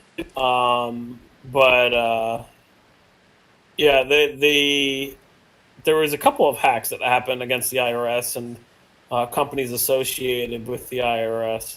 So that's how they got the information. Then they got it from a dark net. yeah, I mean, all of your financial data would be affiliated with that hack, and it wouldn't be hard to probe with that kind of information to get elevated access to some other database or to do a credit report and see what is going on, and then getting most of your credit card numbers. It's once you have a lot of identifiable information, you can go pretty far with that. So, I mean, I think it was 90% of America's data was on that hack. So, you know, from the Experian. It was like everybody, basically. The big hack, the big fucking hack. I think that it was likely by a nation state. To be honest, I don't see that. We know that Lazarus, the Lazarus group has been, working for the North Koreans, but they're not known for doing that. Mostly, what Lazarus Group does is they were part of the Bank of Bangladesh hack where they got away with 80 million, and they were supposed to get 250 million, but they walked away with 80 million. And they also do Bitcoin thefts. That's a big thing for them. For many years, North Korea was funding itself through state-sponsored drug trade. They had state-sponsored meth labs, and them growing heroin for a while. So, but one Really? yeah, that they were known to be they were producing 50% of Asia's methamphetamine for about a good 7 years. And now they went from crystal meth to producing heroin, and I don't think that flips the bill for the lights. So I know that they've been doing a lot of cyber crimes to fund the DPRK. So a lot of this you have to dig to find a lot of this information about the state-sponsored meth labs. But yeah, they did exist for a good amount of time, almost a decade. It's interesting because in China and other parts, if you do drugs, you're like fucking. Well, actually, China had that city that was about 15 kilometers east of Shenzhen. I had a friend who was in that part of the world, and he told me about the whole story. And then I saw the what do you call it, the documentary on it. There was a city, and the leaders of China knew that this was going on, and they were basically a whole city of drug lords that were living in this one city. Everybody in the city was producing methamphetamine and ketamine on an industrial scale. They came in. It became too much. It was too big of a secret to hide, and then they busted the whole city. And it took them almost a week to get all the meth out of there.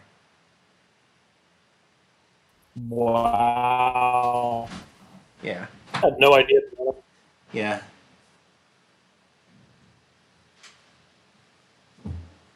Yeah. So that was going on for quite a while. Yeah. If you look up major meth bust, China. I don't know the name of the city, but I know it's like a couple hours drive away from Shenzhen. So.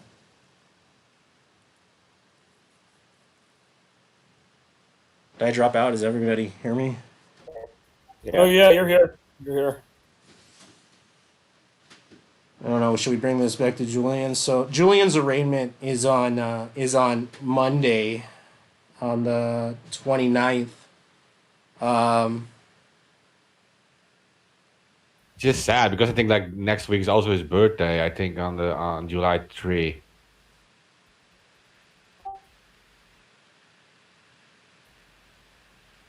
Yeah, it's like sad.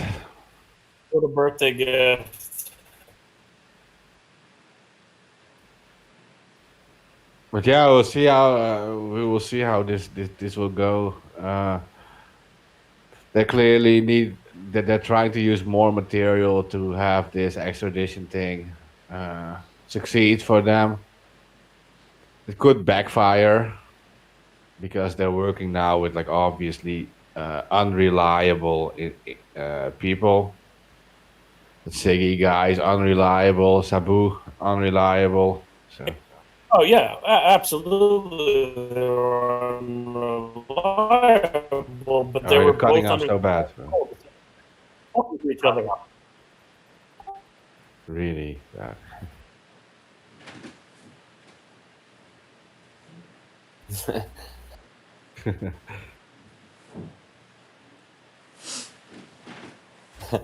That was a good explanation. Like, you really helped out. You hear me? Yeah. Yeah. All right. So they were both again. They were both under the control of the FBI, right? Yeah, they're unreliable, but they were literally told to fucking do that and talk to each other. So it's like they created the narrative that they want. I think everybody kind of knew something was up around that time. Not gonna lie to you. Everybody knew that, like when the hacks started coming out of LulzSec and some of the big hacks, everybody knew something was up. Yeah. We weren't sure who was, who was the mole, but everybody knew there was a fucking rat. And everybody knew there was something going on because it was like these guys were pulling off like some of the biggest fucking hacks. The news, you were like, shit. Like, Yeah. funny. But they were obviously having fucking help getting 0 days and shit because they were pulling off some of these hacks that we've seen in years. Like Stratfor, that was a huge hack. That was just like, well, all right, somebody helped with him to do that because it, leak. Well, I was getting suspicious about Anonymous Abu when that whole conversation leaked, audio conversation between FBI agents. And I couldn't figure out how would someone be able to get this without having access to these people. Like, I didn't believe this story at all. Like, it was spread on Skype back then by people. that was somebody. That wasn't a FBI conversation. That was a UK government conversation. No, this was an FBI. This was an FBI conversation spread by. There was supposedly Sabu had access to it, and yeah, I know what you mean too. I know what you mean too. That's the T Poison thing from the UK. Oh yeah, okay, all right. I'm mixing that up. Yeah. Yeah, I know that's true. There was also spread, and that I think that one is still on YouTube. Even that was like also a conversation leaked by Team Poison of MI6, I think. Scotland Yard. Oh yeah. Yeah, it's shady. That's like that's like a thing. Like, okay, you can make like people who don't know anything about the scene believe that stuff, but that's just too much. Like you're making it too much. Like, yeah. Yeah, I agree with you. It's a lot harder to hack into a voicemail system or tap into a phone conversation than it is to hack into a computer. And when they did stuff like that and released, it's usually done to from the inside. It's not going to be done by a hacker. No, I think it was just it was provided to him, and he. Go ahead, sorry. Honestly, I forgot about that about Sabu that he released that FBI conversation because I thought you were talking.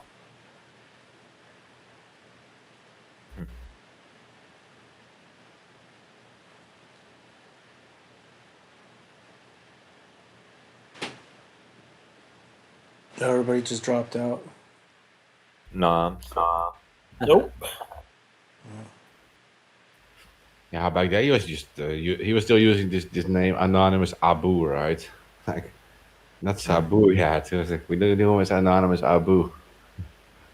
But yeah.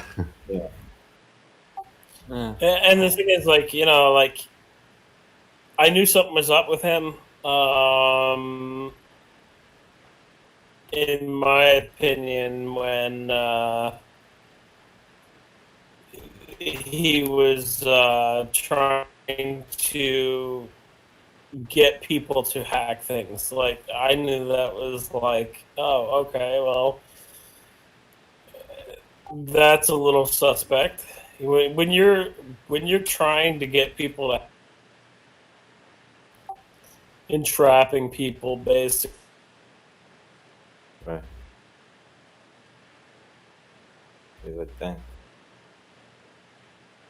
Well, I mean, he was like posting for people to hack different targets and shit. If any of you like remember that shit, like he would do that on Twitter and shit, and not only on Twitter, like he would do that in I Ireland. didn't have Twitter. I didn't. I stayed off Twitter for the longest. I think I got out there probably 2016, something like that. IRC got boring. That place is a battlefield, Twitter. Well, yeah, IRC just. Well, I come from. I mean, it's not fully dead, but it's basically dead. Like, you're not gonna get like many new people joining channels in IRC anymore. I mean, it's already in its death throes. You know, there's other technology, and also IRC is not encrypted. At least, well, I guess you could encrypt. You can encrypt it at the back end. So, yeah, that's a false statement. I should have thought that before I said it. Yeah, it gets complex, that's for sure, if you want to be safe. Yeah, you don't get many people join. Like, I know it's now like 99% meme lords, so there's like spread memes, and like Twitter's perfect for it. So meme it up. Yeah. I do.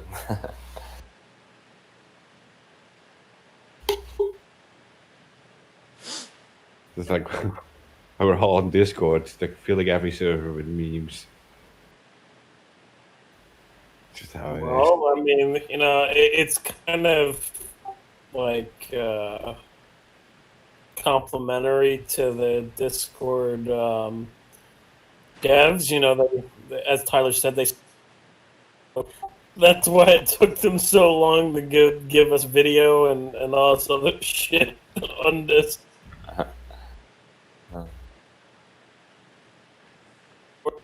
In other news, the U.S. Treasury accidentally sent $1.4 billion in payment.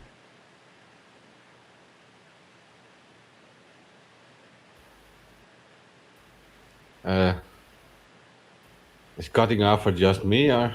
Yeah, for me too. Probably. $1.4 billion in payment too, and then stopped. To dead people. They accidentally sent $1.4 billion worth of checks to dead people. That shit's funny. They just wasted We can help a lot of homeless with it. Who knows? It might have been on purpose. Some magical database error.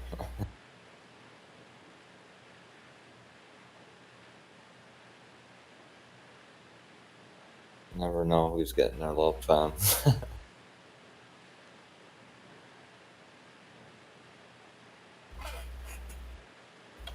Oh, sorry, I got a death threat on Twitter.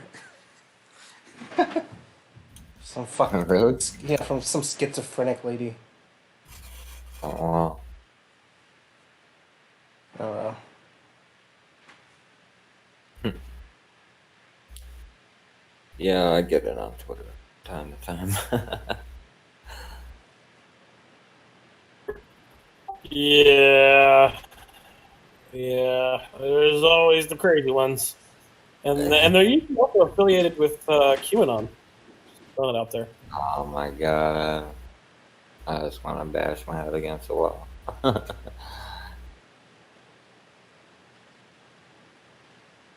Some lady asked, I forgot what thread it was. She goes, "What happened to the old school merchandise?" And I said, "They painted Q over us." What? Because that's what you see, the Q merchandise, that it's got a Q over the Anon mask.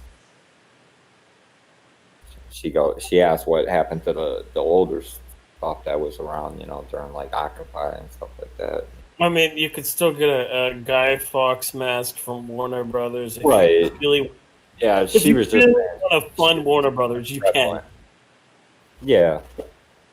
I guess she was just kind of making a quip about it.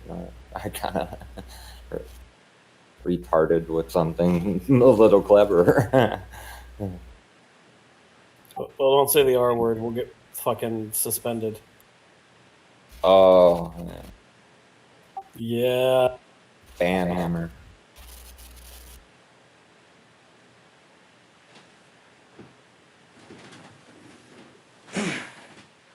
Yeah, I've gotten a couple of those before. In other news, Tyler, I don't know if you saw this, but Facebook is now facing a ad boycott over its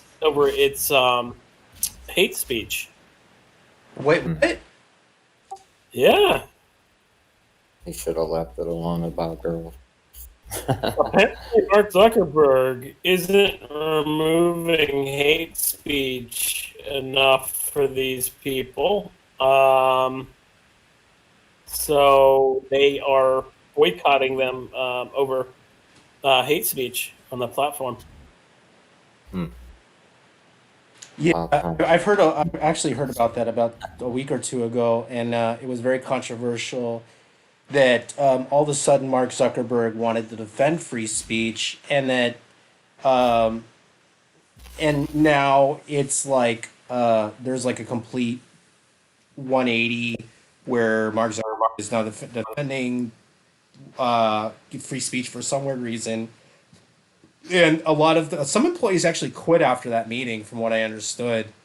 And Well, he had a meeting with Trump. I don't know if you guys know that or not. He had a meeting with Trump. So did Trump say you don't defend free speech? No. So they said, "Here's some money. Can you do me a favor?" Well, yeah, that too. Yeah, you're right. All right, that's what rich people do. Look, I got some money. Look, Mark. All right, we got this problem with my people getting deplatformed, and if you fix.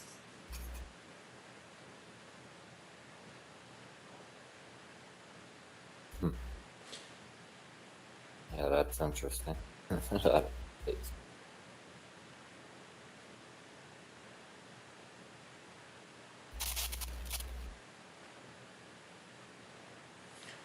yeah, so I mean, Sheryl Sandberg is just as bad as the other ones, but the inner group of the top 10 stockholders and shareholders have repeatedly told Mark Zuckerberg to step down because A, he lacks leadership, and B, let's just face it, Facebook is becoming less and less of a platform in its going days. The only thing that will ever keep Facebook Incorporated alive is Instagram. But here's the deal, is that the Instagram staff does not want Mark Zuckerberg to get involved in the decision makings of what they can and can't do. Has he implemented some certain things? Yes, he has. But the amount of censorship is not as extreme as it is on Facebook. And there's some sort of disconnect, and I don't know if it's some sort of fucking internal problem with Mark, or he doesn't understand. is that he lacks real leadership, and that's really what it's going to take for a company like Facebook to ever fly around. And it was revealed in a statement from somebody from a lower employee who had administrative access. It was about a week and a half ago. How much censorship they can actually do, and it's very targeted. Somebody had designed this thing so it's very specific that people, if you don't want something to be seen by a certain group of people, it can be done. If you don't want to know, if you want something to disappear, it can be done. So it's really scary because when when is social media not a public square, which is protected by the First Amendment? All right, so you created a social media platform where where people are actively putting reports, news articles, and speaking their mind, which it is a public square, which is protected by the First Amendment. So I believe that was part of the executive order that was signed about 3 weeks ago. Am I correct or am I not? Yeah, they tried to basically take away Section 230 protections from websites. And this is controversial because it's like if they don't act as public squares and they remove some content but not other content, then they lose their protections for Section 230. And Right. there's a difference between free speech and actual like violent hate or like racial slurs and stuff like that. But the thing is, these companies, About ISIS and stuff like that, are they saying that can stay? I don't know what I mean. So, yeah, right. I think there's a certain cap. Like where Yeah, but I don't think anybody like is going to argue that that like real racial slurs and everything should be allowed to be posted by people. But the thing is, like, when you give a company hard over, when you give a company like a little bit of the rope, they'll take the whole fucking rope, or like they'll open the door and add in more restrictive measures for posting. And like now on Twitter, like there was a point. I don't know if it's still going on, but there was a point where anti Zionist accounts and for talking about Zionism, and they're saying that was racism against Jewish people, but it's not. Like like there are rabbis who are anti-Zionist as well. Are they racist against their own religion, Judaism? No. And it's not racism either. It's like because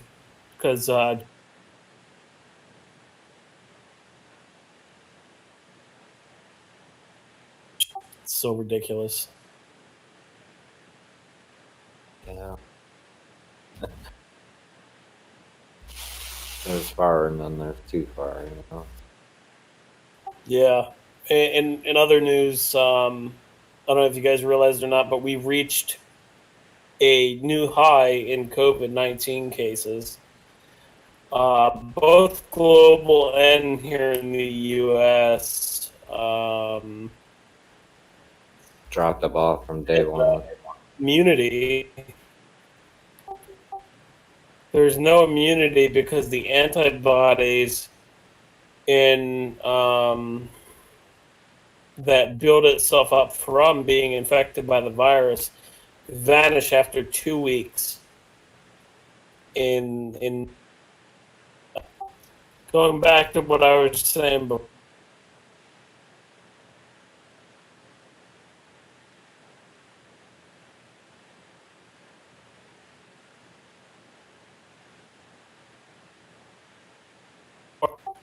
And here's another thing. Severe COVID-19 can damage the brain. Well, that's one.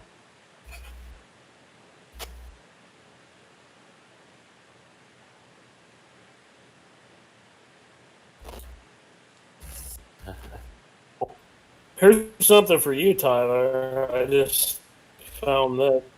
I think you would be.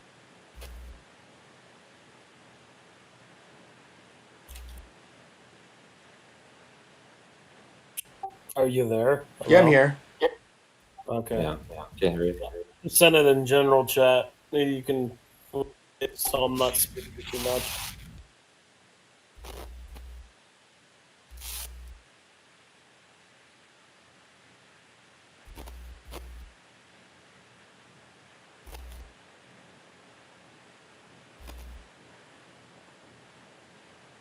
Hold on 1 second.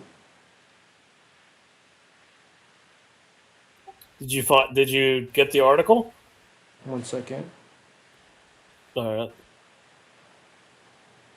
Really? What the fuck? Yeah, I thought you'd find. Wow.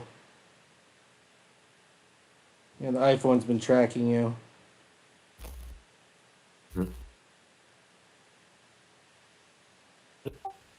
Yeah, give a little bit more context to it for the list.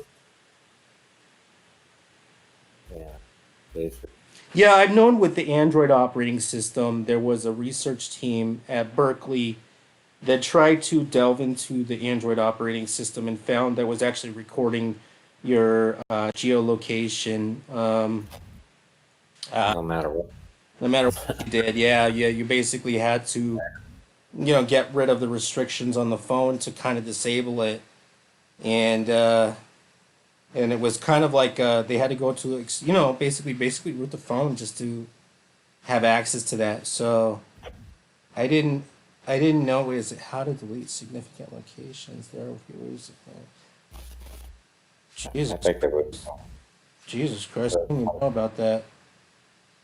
I read about during the Clinton days, they were trying to chip phones and stuff.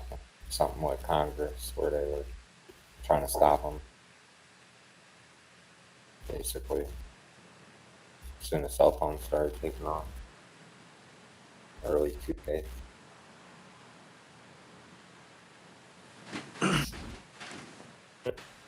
Yeah, that was going on.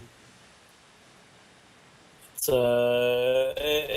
a big problem. And Google Maps was doing that too, if you remember. I like how. In other news, there have been 2,267 earthquakes in California and Nevada, otherwise known as the what's the fault line? I can't remember off the top of my head. San Andreas fault. I had it on top of my tongue and then I forgot. The Android, yeah. That's no good.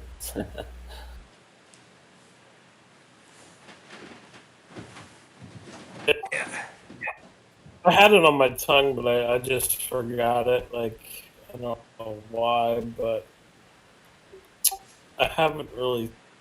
That might Going on right now. I mean, yeah. it's insane. Yeah, I've been very busy working on various different things and not having time for sleep. So that might be a problem.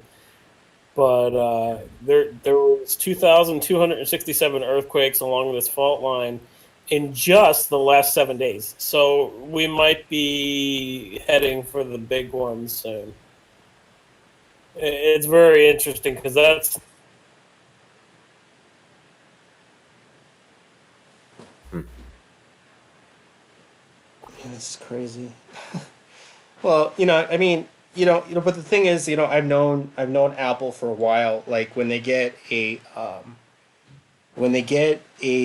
subpoena from like a government institution, they generally don't comply as much as I know that Android has or other platforms have complied. You know, I know that much, but it is a little alarming that that's kind of going on.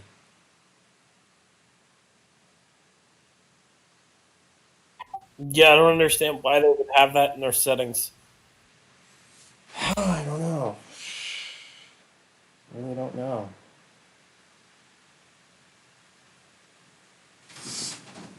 mean,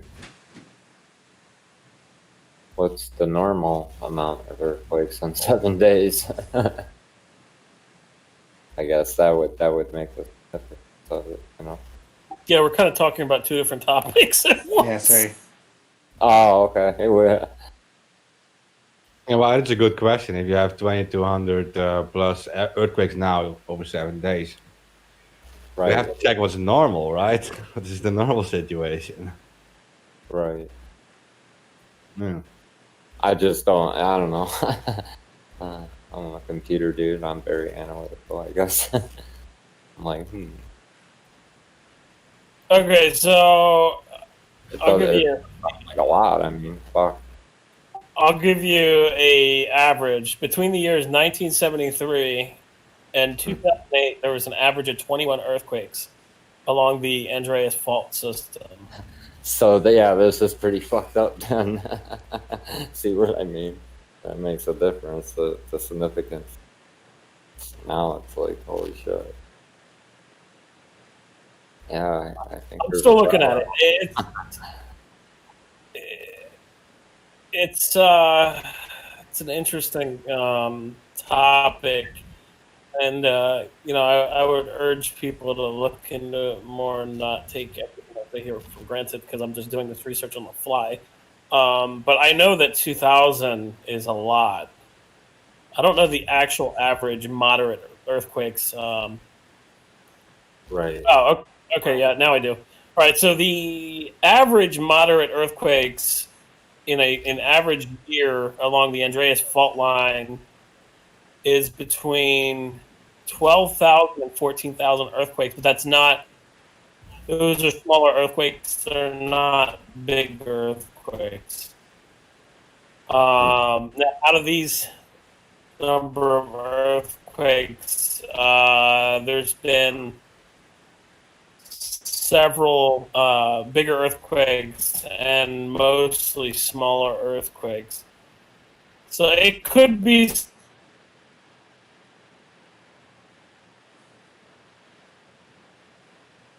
Yeah, well, National Geographic says 180,000 earthquakes between 2008 and 2017. So 180,000 over. On the Andreas Fault? That's in Southern California alone. Okay, well, it's in Southern California. That's not the Andreas Fault line. You need to actually look at the Andreas Fault line. I was looking for it. I can't find too much information on it. I found some things, but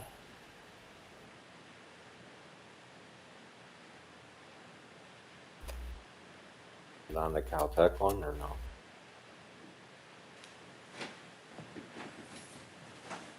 Yeah, we had. Remember, there's a huge earthquake, like in it's not Lancaster, someplace a little north of that. And there was like a big 5.0 or some shit.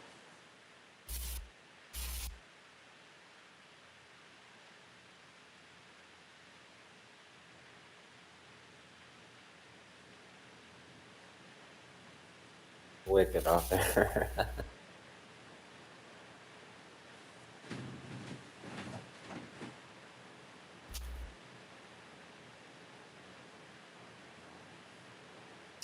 I found some information here from the USGS. Hold on.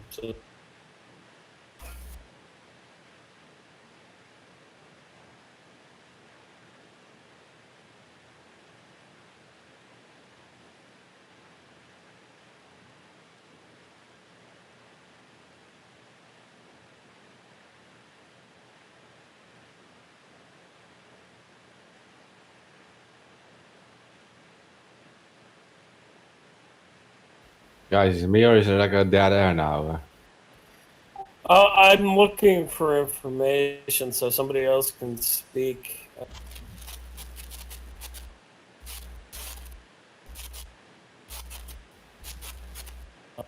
Okay, all right, I found something here. All right, so they say that the amount of earthquakes in the San Andreas fault line have increased 99%. That's not good. since. Oh, that's last year, guys. That's not good. You know, it's maybe the fucking military's tested something. Fucking up. So last Wait, year, it's over in Nevada, ain't it? Mexico. so last year, in was it January? Hold on, June. Last year in June, 1,000 small earthquakes hit the San Andreas fault line.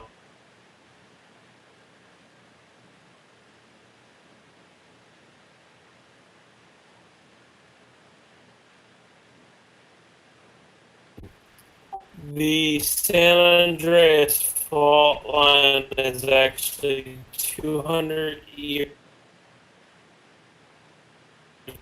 In 2015, there was 4,000 quakes over 5 months, according to Berkeley seismology. Well, actually, Alamo, a bunch of smaller ones better than the bigger one. I agree, but it's also the smaller ones are what causes the bigger one. You know, because of the ground shifting, the tectonic plates.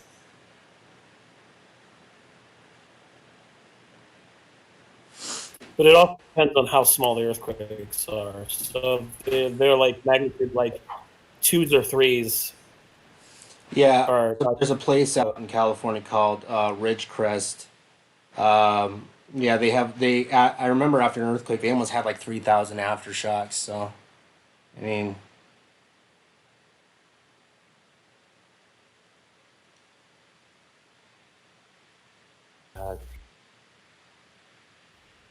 yeah, there's also statistics here that say that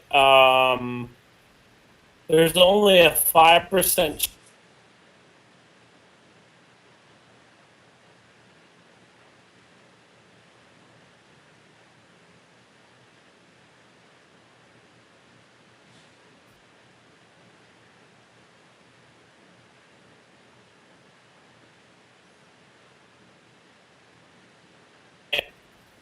see what else I have here. LA Times. Yeah. They said that in 2015 there was 4,000 quakes that were generated. But that's Yeah, not so what do the you end. think this is then? Are you like expecting like a huge quake or something? Like, I mean, it could be, yeah. It's like overdue by 200 years, so it could be coming. Yeah. I mean, yeah, Mark, anything can fucking happen. We got fucking locusts in yeah. Argentina, locusts across the Eastern world, eating up all the crops. Fucking, we're in a pandemic, and on top of that, you know, like we have riots and protests on the streets all around the U.S. and the world now. Africa joined in. I don't know if you guys saw that or not, but Africa is now protesting police. We're in a planetary retrograde. So I mean, like, It's like the whole world at once just said, fuck this. well, basically, you know, everybody's kind of just like sick of what's going on, you know, but everything's Right. literally No matter falling what apart. side you're on, like, fuck it. Yeah, I mean, everything's literally falling apart. well, for years, you know, people have said that 2020 was going to be a year of upheaval and change, and it was going to be a crazy year. All the astrologists, and so far they're right. Like the astrology alignments that we have going on within this year are historic, to say the least. I don't have the astrology chart in front of me, and I can't read it, but there's several different astrology alignment or planetary alignments and conjunctions and retrogrades happening within this year. There's a Mars retrograde that we're in right now, and I don't think it ends until like October.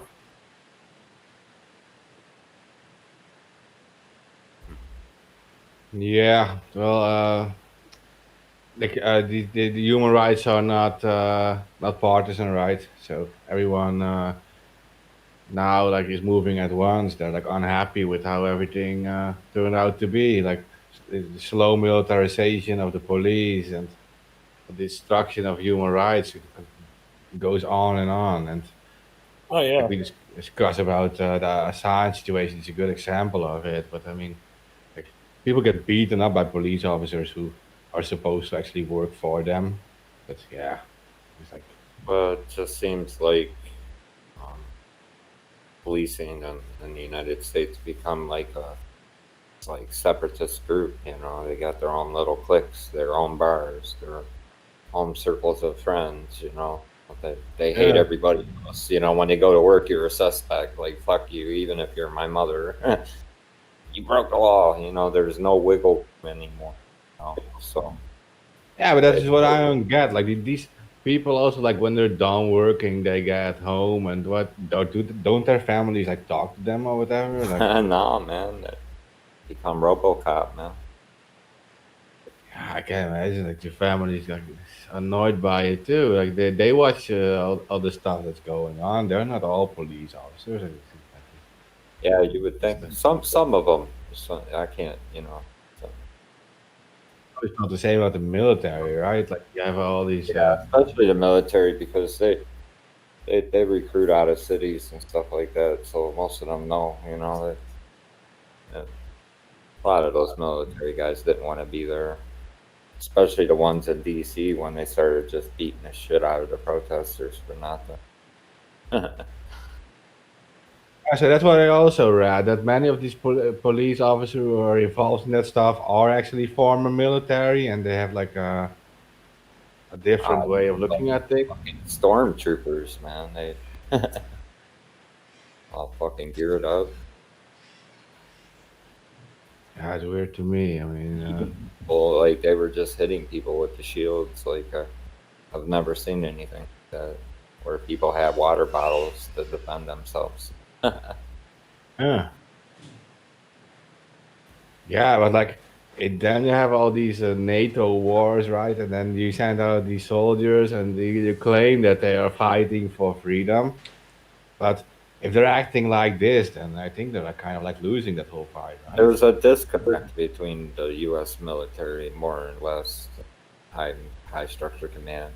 You could tell that's been lost. In the United States, they used to have like rules of engagement. Now we just fucking drone people for nothing. Like, so in my view, as an American, like they sent off to destroy terrorism, but we're acting like a terrorist regard. You know? Just Yeah. no fucking humanity, man. Yeah, you have like a breakdown of independent journalism. Fucking their arm, kill them. Like, whoa. Like, they didn't even shoot at you. So yeah. There's been pretty insane police brutality videos, like same thing. that nobody really gave attention to. It was a white guy who was being arrested by two black cops, and the two black cops are trying to tackle this guy and put him in handcuffs. The guy's resisting arrest, right? But then something takes a turn, and then they, instead of using non-lethal measures like they're supposed to, it's crazy. Like, it's absolutely nuts. It's like, does the crime that somebody committed allow you to commit murder and kill somebody Could be because they over were... a traffic ticket. It doesn't matter. If you violate the law the way they see it, you're a piece of shit instantly. It doesn't matter. If you say you owe like $100 fine, if you've been in the U.S., that's how it is here. No fucks given, man. No humanity. They're just like, I get that. throw them to the ground, beat the shit out of you. Like, you're going to jail. You owe us $100. Like, wow. Really? Like, are you? Yeah. So the thing is, like, people are trying to make this like it's only a black issue, and I agree that black people are targeted more. I agree with that, but it's not just a race issue when it comes to police brutality. Every single race is brutalized by insane, power-hungry cops that feel that they can do whatever the fuck they want because they have a badge. And I'm not saying it's all fucking police. I'm not jumping in that bandwagon. But there is an overwhelming number of police that feel that way, and it's a problem. It's an issue that the first thing that you jump to is, okay, I'm going to shoot and kill this guy, or I'm going to shoot and injure this guy because he resisted arrest. That's not how it works.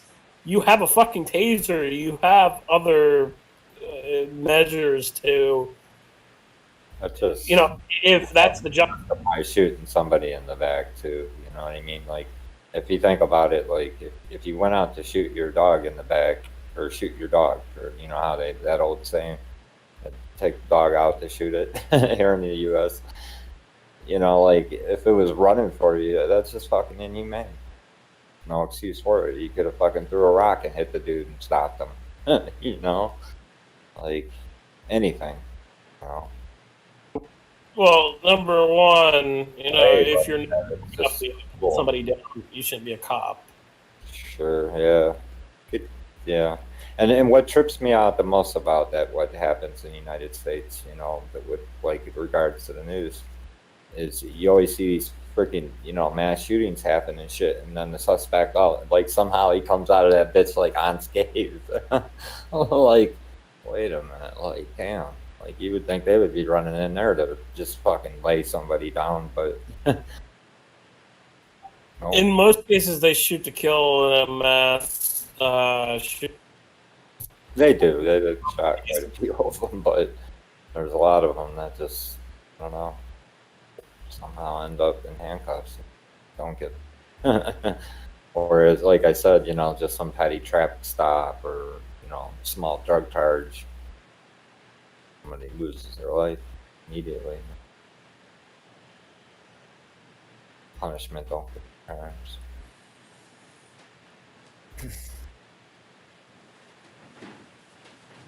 Jesus, 2020 is really like a meme lately, you know what I mean? Hey, just you wait. Wait for the alien invasion and wait for the fucking... Congress just... Wait for the solar flare, Oh, man. Oh, yeah, and I forgot this is something that I was talking to another guy. I was into some weird stuff. Remember about 2 years ago, there was a wobble with True North? Remember? Yeah. So that's a precursor to what's known as a polar shift, followed by a global freezing, which happened about 10,000, 15,000 years ago. So they think that the pole shifting might happen any day, any year. But Yeah, usually when they, things wobble, it shifts. Man, yeah, those, they said, holy cow. go ahead, Steve. Transforms. Holy shit. Yeah, I was just going to say real quick that they said that they weren't sure what was causing the poles to shift. Very recent, within the last past couple months, but they said that it was speeding up. So I don't know. Hey, like it goes slowly and accelerates. It doesn't just fucking flip like people.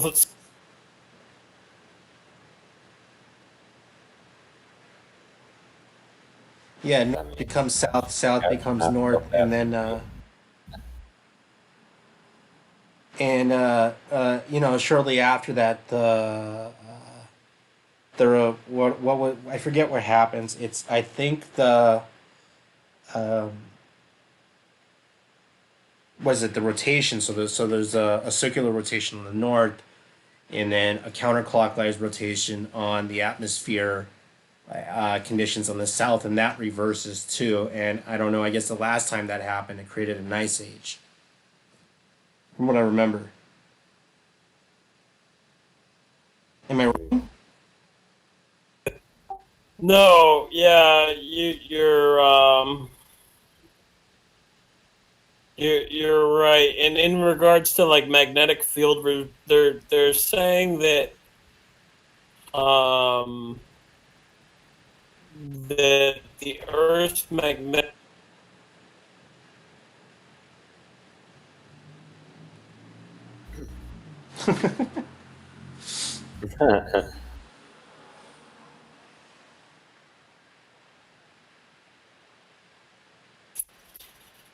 This was just a mess. Popular mechanic.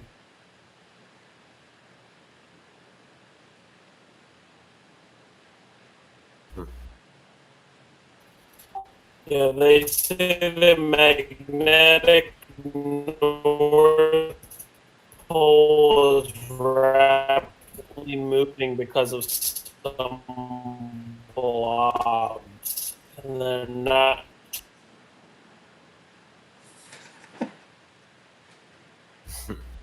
Tyler, don't you have like a speed up button or something?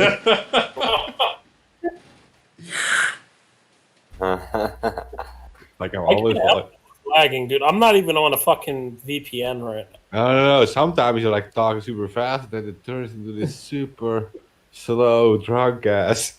Are you sure it's not thing. like a man in the middle attack going on? Yeah, it sounds like he's being like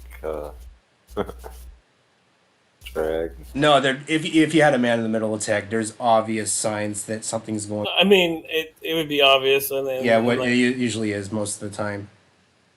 Oh yeah, for sure. They trying to get you to connect to some fucking SMB share or something.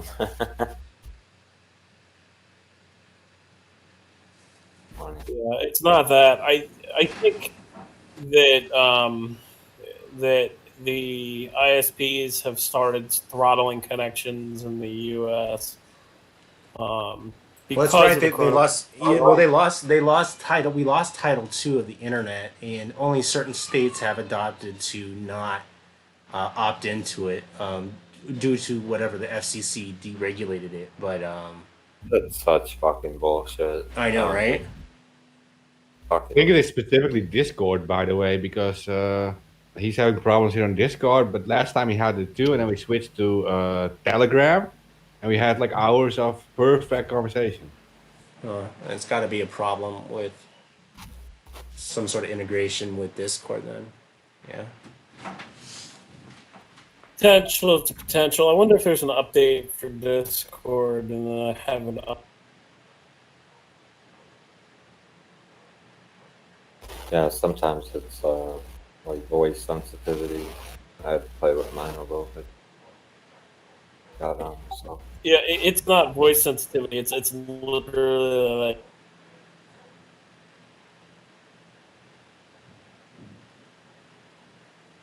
It was weird. We're looking at the YouTube chat, and some guy posted Sabu is a fucking traitor, and it was held. And I had to like click accept in the chat. It wasn't shown. It was like Really? Yeah. so they're censoring fucking. Yeah, that's YouTube. I guess that would be like a keyword that would have been censored. Yeah. yeah, they're fucking sons of bastards. They're Yeah. always hacking shit too. So Unless the word you should tell him to try to type in Sabu and see if it's. You guys try to type in Sabu and see if we get the same message. If you're in the YouTube chat now. Did you try it? I thought we were censored. No, I can't go to the thing on my computer because the way I have the audio set up through the internal thing, it'll I'll just get a what do you call it? I'll get the audio coming in from YouTube unless I turn it off. Hold on. Let me see if I can do it. I see Terrence just did it. And no, doesn't give any message. For him, it works fine, but I'm not sure why this other person couldn't do it. Strange. Oh, now I see someone else saying Sabu is a snitch is also allowed. So, yeah. Okay, well, it's weird. Yeah. Nobody here. Did randomly. Sure. Maybe it was actually the word fucking then or something. Yeah. I don't know. We don't have we have it set to like not suitable for children, I think. So. Yeah, I think we're 18 plus, so I'm pretty sure.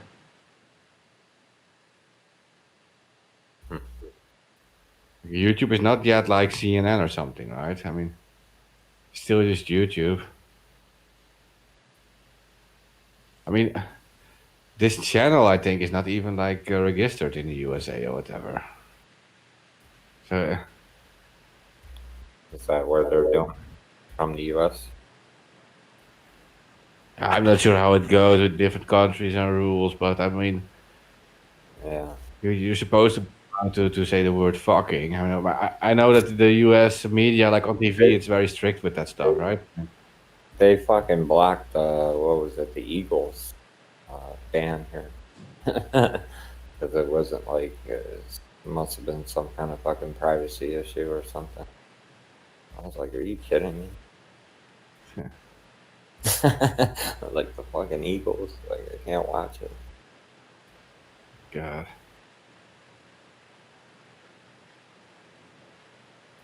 Yeah, I remember. I don't know. Hey, so about real quick about that blue leaks thing, we didn't really discuss much about it, right? I mean, I've seen some we can, particular stuff. yeah. So they were posting these leaks, like hundreds of gigabytes of police files and stuff, but then they lost the entire Twitter account, which is not surprising, but. It seems that Twitter also banned the entire URL. You can't share it and you can't post it. And you don't see that too often anymore. But we saw it with those hackers like maybe like a year ago. Yeah. Those 9/11 hacker guys. Yeah, the Dark Overlord. Yeah. Yeah, Dark Overlord. Shout out to the Dark Overlord. Yeah, because then we were like sending messages to each other. We were like, I think it was me and Tyler were like talking. I was sending like a link to like the torrent file, and then the entire file was blocked too. Yep. Yeah. That's they were doing that too. They're blocking links to the Tito files. It's hard to stop it. Anybody know what happened to those guys? Who?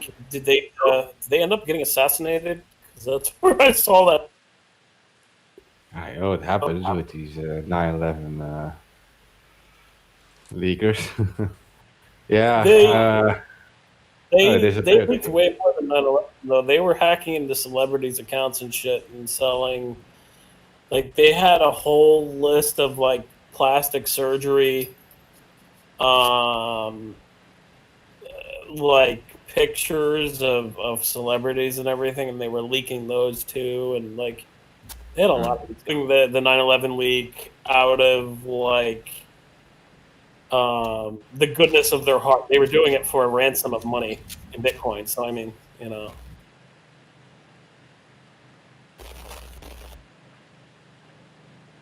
Not that hard, man. It really isn't.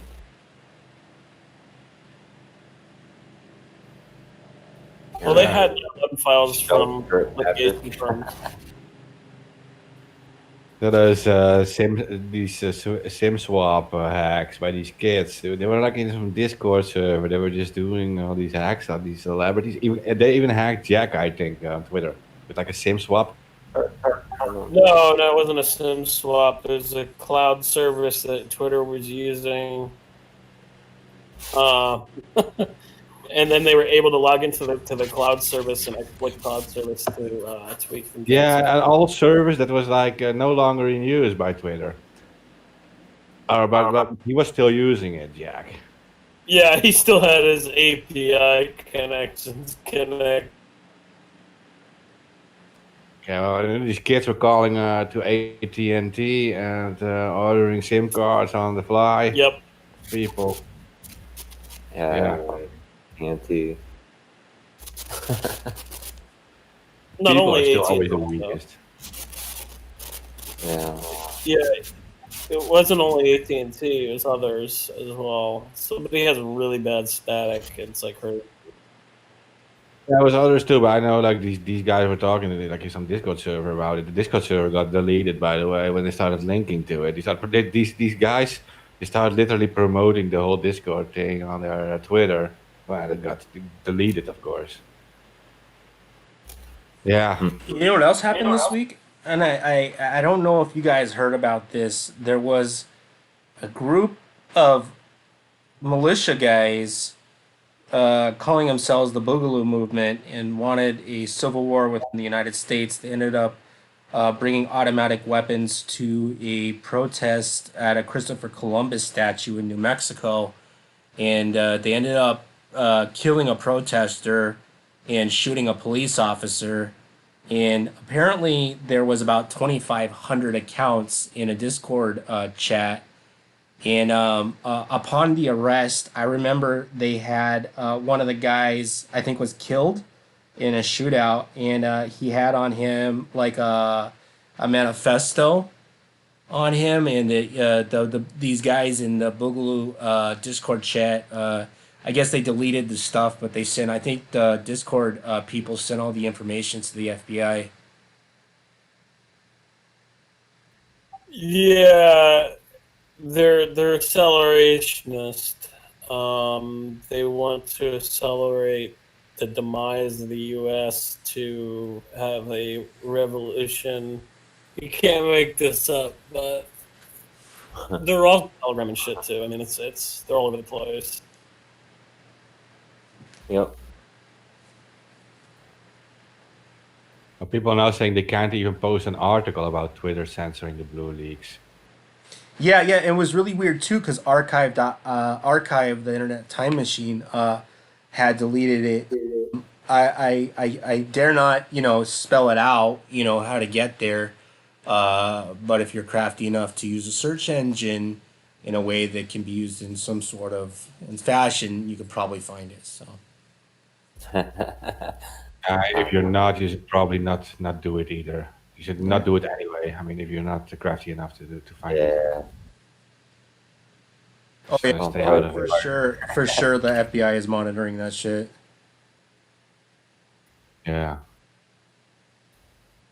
Yeah, I'm just saying, like, I mean, these are serious files. These are like, what is it, like 260 gigabytes of police files and police records. So they're obviously on top of this.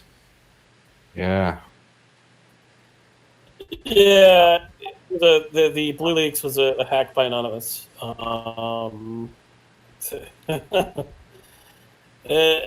the thing is, like, they used the data secrets to release it. I kind of see that going really bad for. Yeah, well, Andy Greenberg did the initial reporting that went viral with Wired, and there's a name named in the uh, uh, name affiliated with this account. So I don't know. I don't know how much more retarded you could get when you're doing an investigative reporting and you drop a name in an article. The thing is, like Emma Best, she like flaunts that she's the founder of D Secrets, and it's like, well, do you like want to go to prison? Because that's what's gonna happen. That's all I've the seen her last post. Assange.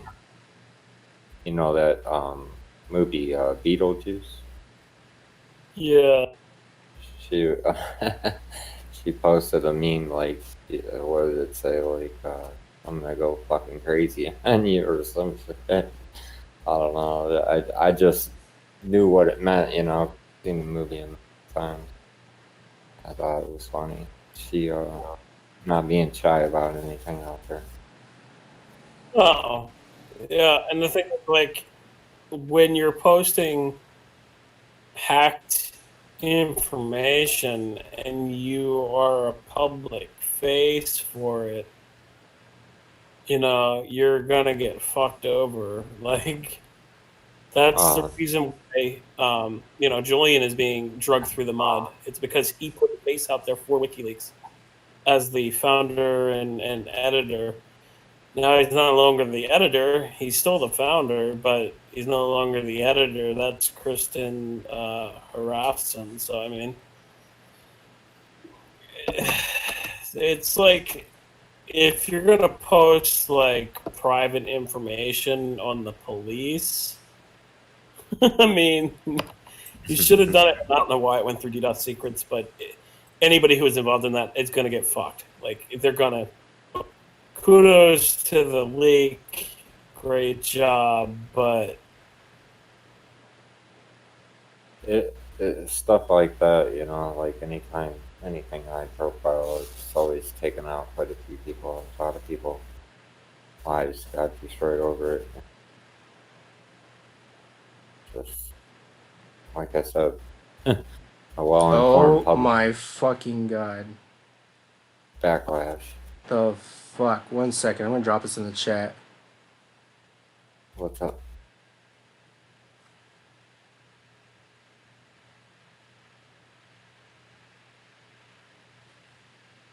No.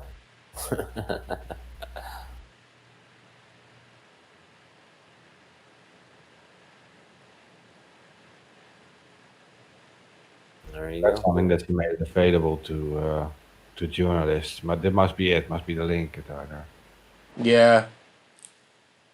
That's a lot of tokens. what was posted? I don't know. It was under. It was just posted randomly when I was just like looking up Blue Leaks.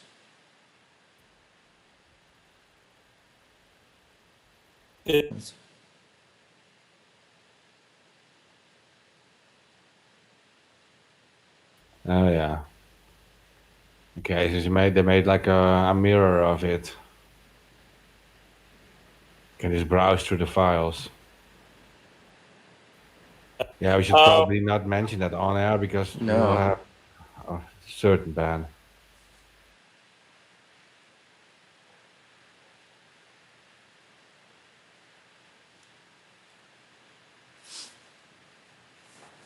Yeah, they seem to be pretty butthurt.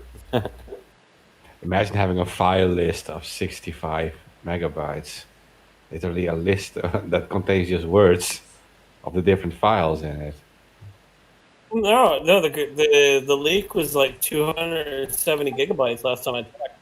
I know, but these are just the words like saying like what files are in it, like a file list. Just text only, and then it's already 65 megabytes. Yeah, the leak itself is a tar file of almost 270 gigabytes. Oh, Yeah, okay, I see what you're talking about. Yeah, I see the file list. I got you. yeah. I see what you're saying. Yeah, so it's a bit kind of like thinking out loud.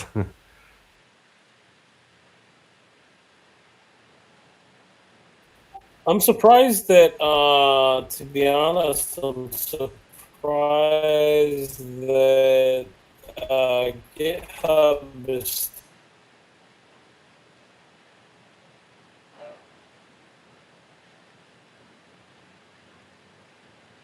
GitHub. See if someone linked to it on Twitter, maybe Tyler. Or... Yeah. It was posted under the Wired article, so. Oh, Yeah. Would it be safe to drop that Twitter link in the chat, or is that Oh, let me see if I can even find. I had to dig. Yeah, because they're asking it about it on YouTube chat. So. Hold on. Yeah, the Twitter link would be safe. Fucking I think so actually too. wouldn't be. Yeah, 1 second. Let me go back. I have to go back on my fucking page and. Drop it in the YouTube chat for you guys. Tyler's searching for it now.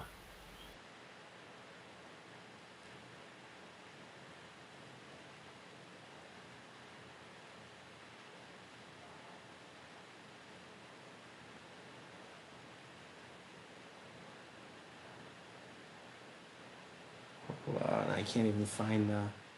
Ah, there it is.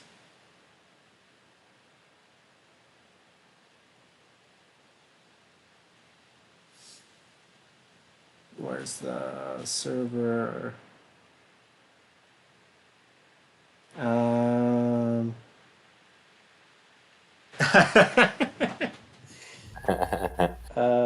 Dude, I have so many fucking servers. It's not even funny.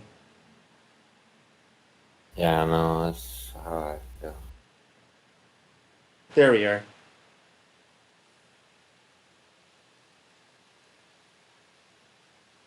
There you go. That's some random fucking Twitter file or Twitter page. Cat, man. Okay, guys, dropping it in the chat. You should just take it from there while you can.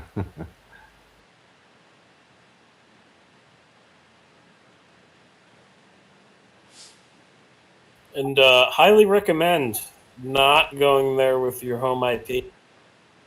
Good point. Yeah, that's not. Don't do what I just did. Because I forgot I was on a VPN because I'm on this Discord. Like, Earl, I got one. probably, yeah. Nah, probably not. I mean, I didn't fully load the page. I actually got one Cloudflare, so I think maybe, who knows?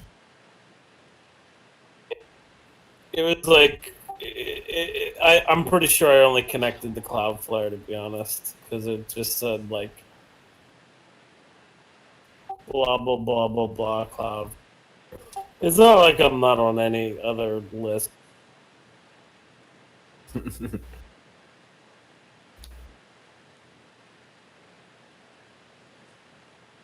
I question it.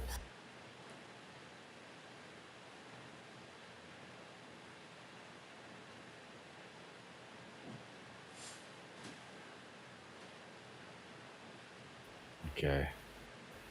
Yeah, is it direct download? I'm not going to download it. It's more relevant for you guys, I guess. Man, if you're from the USA, it could be very interesting. Yeah. And also, by the way, that's not just police documents; it's also FBI and every other agency. Not every agency, but you know what I mean. The low level agencies that are involved in investigative work. So yeah, they will find you. It's a matter of when. Unless it was somebody outside the U.S. I mean, then I that's. mean, if they did a good job They- covering, I mean, I can't see them. You know, it's usually when you fuck up, talk about it. Well, yeah. All I know is that a whole data set is everybody and their mother's trying to get it. So Right. Yeah. And the thing is, though, about that, it's like, again, the person who put her name out there on this is going to get fucked. Sure. There's no way not getting fucked. Right. Yeah. Went NATO.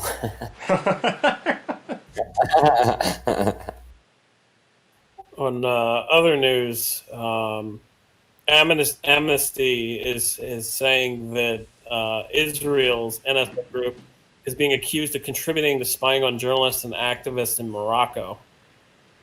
that might be true. Morocco's actually been a hub for Al Qaeda Yeah. for the last 2 or 3 years, from what I've known, and it was weird. It was kind of weird because, like, I remember hearing about no, it's not Al Qaeda. It was ISIS. That was right. They had ISIS members in One of the Morocco. Yeah, they did. They had ISIS members in Morocco. And I was like, I was some sort of weird disconnect. I didn't understand how ISIS ended up in Africa. So apparently there was some financial backer that was supporting the movement in Morocco, and somehow or another. Remember there was those 2 girls that ended up dead, and there was some backpack Yeah. in Morocco. Yeah. It's linked to Al what is it called? Al Java, whatever the fuck it's called. You know, whatever that offshoot of ISIS is in Africa. That's who it's linked to. I can't remember what it is. Al. Well, there is a legal reason why Morocco is chosen for that. It doesn't have an extradition contract with the US, and it has very few extradition agreements with around the world. And so yeah, it's a pretty safe place if you don't want to end up in a USA jail, right? Well, it's also to note, you know, this isn't them going after ISIS. This is them going after activists and journalists within Morocco. So that's a bigger thing. Yeah.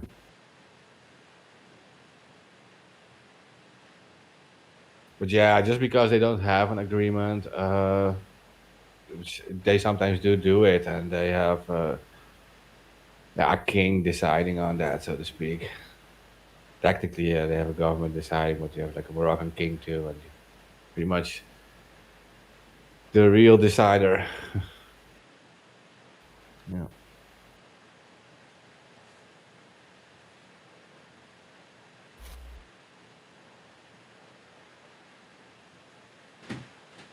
Yeah, there are multiple captchas on the whole Cloudflare thing, but that's usual.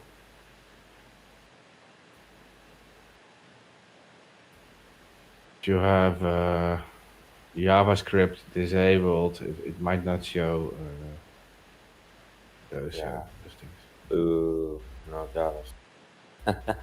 If you enable it, then you have another risk, right? And it can de-anonymize you. So Yeah, hackers don't Yeah. like shit. yeah. pro tip. For what? What about the script? No, Oh, using Tor. Scripts Yeah. running. The Tor browser is a very good tool, but if you have JavaScript enabled, it's possible to de-anonymize you because JavaScript can connect to your computer locally. So Yeah, that's true. kind of like I wasn't sure the what old talking about Flash. Java.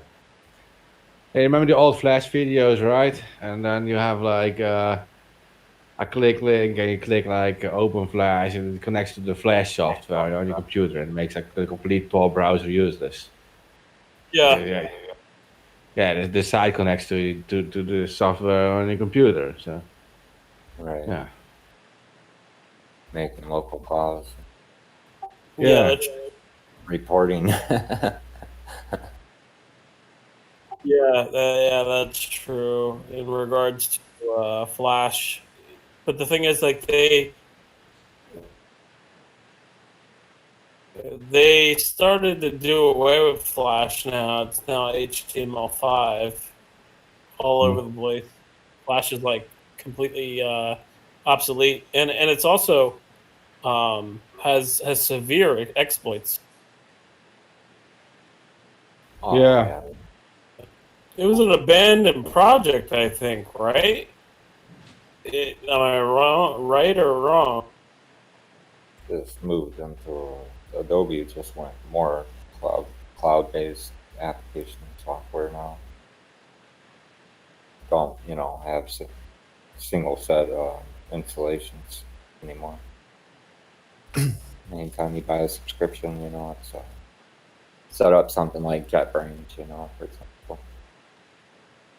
Download multiple different applications at one launch panel from there.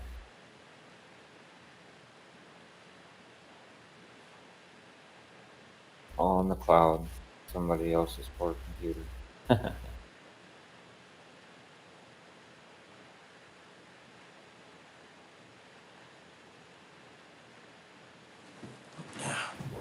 Okay, so we covered the Assange thing, Blue Leaks.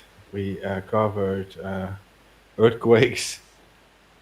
And what else are we supposed to cover? Wasn't there something related to Facebook earlier this week too, by the way? Oh God. Did I have to go back to earlier this week? Yeah, no. Like, I think it there's was something every day. Our former yeah. our guest, she was on our show. She posted something about it. We shared it, I think. Yeah. I do remember retweeting her stuff. That was just a few days ago. I retweeted a lot of stuff. Oh God. Where is it? In the meantime, while you find that, there's the topic of Ghislaine Maxwell being found or suspected to be found in a mansion that is near Epstein's old.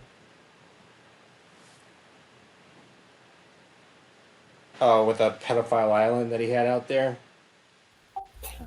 No, he didn't have an island in France.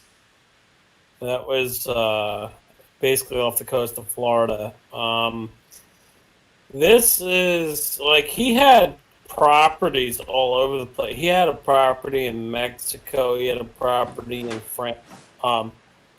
There's new information now coming out. I don't know if you guys saw or not. Courtney Love's dad actually was saying that a lot of the girls who were involved in this were killed and buried. So that's starting to come out. He said that his daughter said she was proud to be involved in it. So, psycho bitch. What? Yeah. This is her dad saying this, and said that she proudly said that she was involved in procuring underage girls for Jeffrey Epstein, and that she was getting rich off of it. and this is when she was 15. Yeah, they do know that the estate can still have legal implications and lawsuits against it because the estate still has money and employees and controllers, so there's still arrests that can be made out of it. So Well, it's very interesting in regards to what he was saying, and saying that a lot of the girls didn't make it out because they were killed and thrown into the ocean or thrown into a hole in the ground, and that a lot of these killings actually took place at the Mexico Ranch in Mexico that Epstein owned, and Epstein also had a underage strip club at.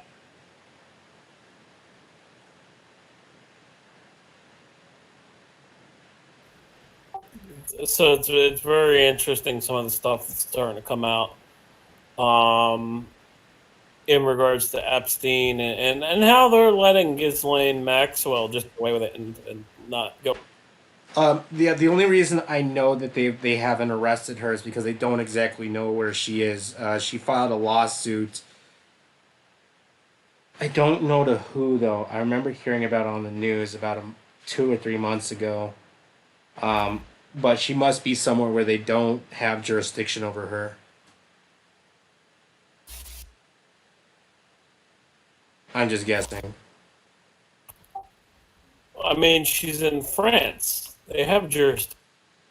No. France has no extradition laws. That's why. Really? Yeah, that's why Roman Polanski is there because he had sex with a 13-year-old girl and he left to France. Realize that. I did not realize that France had no. It's like France, Brazil, and Venezuela, and a few other countries don't have extradition laws to the United States. Interesting.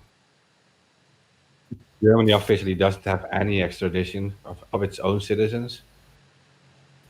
Not sure about that, if it's still like that, but I know that usually Germany doesn't extradite any German citizens to anyone. Well, then we need to get Assange Germans. Yeah, that's true. I was actually thinking about that too before, like, it would be a wise idea. They would accept him. I mean, the laws in Germany are a little different.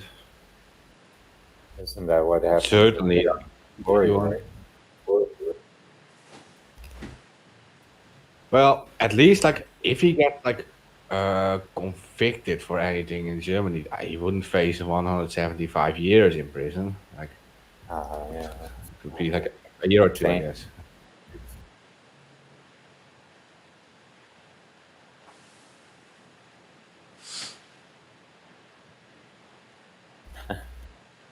Yeah. So Remember that? Oh, go ahead. no, go ahead.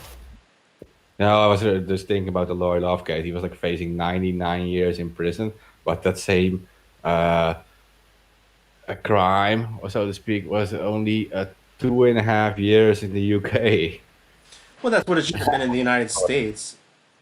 It wasn't a real crime, you know. I mean,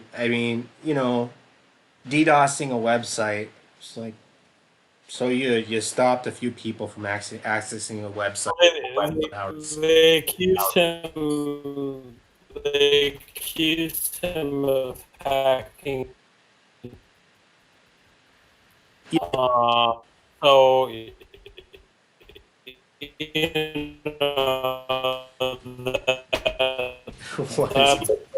when you try, even if he fucking did, it's like. Well, yeah. I'm not gonna get. Yeah, I want to get into the details about what Lori did on air, but it was a little. He wasn't. It was a little more guilty. serious. He wasn't guilty. Yeah, but in actuality, he was facing a life sentence. So I remember how he basically told everybody that he was going to kill himself if he was going to get prosecuted. I think he was serious about it too. You know, I don't. He was living in limbo for God about 6 years, right? Yeah. Of There's a course. Yeah, Like, Lori, a good person, man. There ain't no doubt in my mind. I know that for a fact. I won't say how, but I always enjoy a good chat with him. So yeah, one of the friendliest guys ever. I mean, he was on our show once too, and like it was like at night, and literally his parents were asleep, and he was on the air with us. yeah. Yeah. He's like one of the friendliest guys ever, and I can imagine that this guy that will never want to face like 99 years of prison in the U.S. He's not made for that. that's just No, and he has he also had he also had some besides having some physical problems, he also had some because he's so smart, he did have a disorder that makes him so smart, but it also impacts other aspects of his life. And I won't, divulge, what it is, but it's people like that with that kind of disorder are not meant to be locked in jails. I mean, you know what I mean? He's a savant, much more intelligent than the average Joe.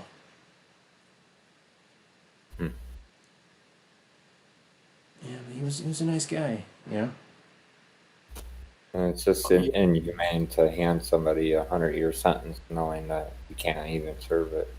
So Then Twitter banned him permanently.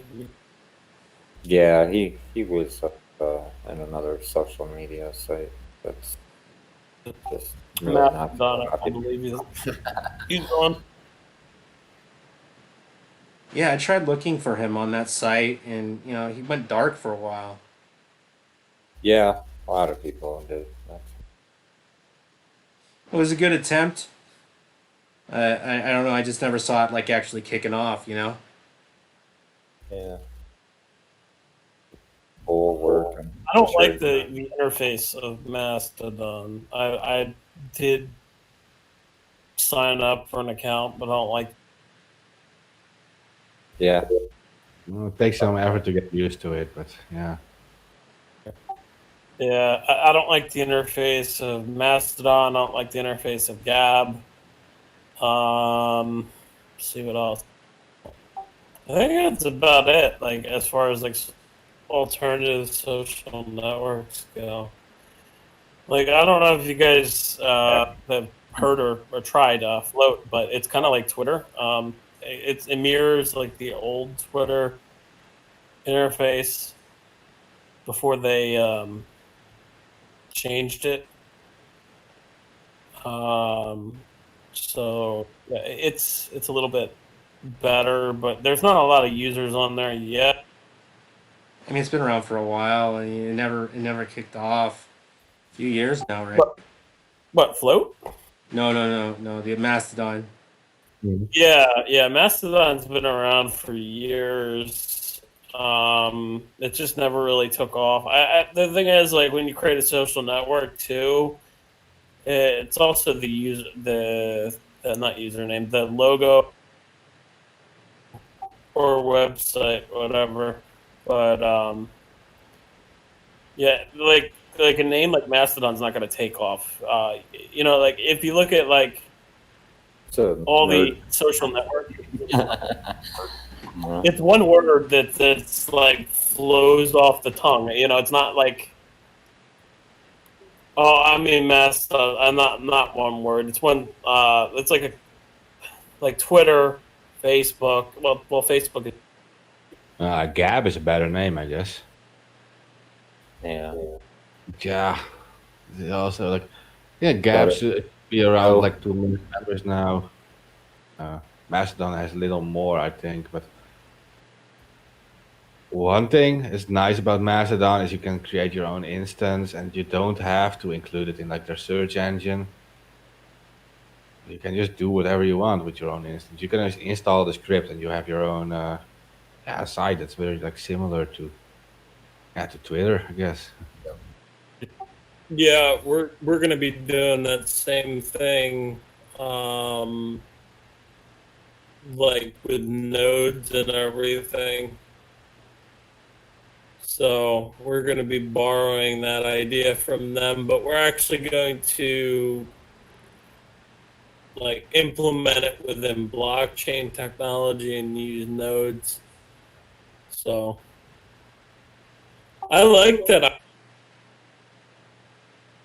Okay, like well, Anons are working on another thing. Anons in Poland are working on another thing. It's called Freenet, and it is already done the site, and it is like, but it's actually like kind of like a Facebook style site. Oh, they're not using the Freenet, that weird other like I2P and GNU net. It's not like that. No, Okay, good. no, it's just a domain, like, kind of like Freenet, and Oh, because there is another intranet or internet, Freenet, which was a bunk posting site that just became accessible for like anime porn and shit. It was like very bizarre how it turned from like, yeah, it was like how did it turn from like a posting board to like anime porn? And I was like, well, I guess that's what happens, right? Well, I mean, that's what happened to 4chan. Yeah, that's true. well, these are just like Polish Anons and Stop Acta 2 people doing it, and it's yeah, it doesn't have any ads. There is no money involved with it. It's just a project. They'll pay for everything themselves, and yeah, there's a problem. Like getting available money for all the servers and stuff, and getting it to run. It takes some time for them, but it's very promising. The site is up. Do you remember John Smith when he tried to make his own? As an internet freedom activist involved with Stop ACTA 2, almost from the start, I strongly support free social media alternative places like now our Stop ACTA 2 is doing. And I call everyone to create an account there. By the way, I am Amber Suzumiya. I have been in many ABB episodes so far, and I am not an alternative account of anyone. I am myself. The URL is freenet.space. Freenet.space? Yeah, that's for now the URL. Yeah, it's weird that they chose a dot space name as the domain name, like social. But in regards to like running a social network without ads, the issue is that if you get big enough, you won't be able to pay for the servers that are storing all of your users' information. So I support the idea of wanting to create a social network, but there is a way to build things without like being intrusive on users with advertisements. You know, like you don't have to data mine people for advertising companies to keep your service running, but No, there's alternative solutions. Other people have thought about using cryptocurrency to, built into the apps to mine and send back, and there's all sort of creative solutions that can be done that don't really require any data mining.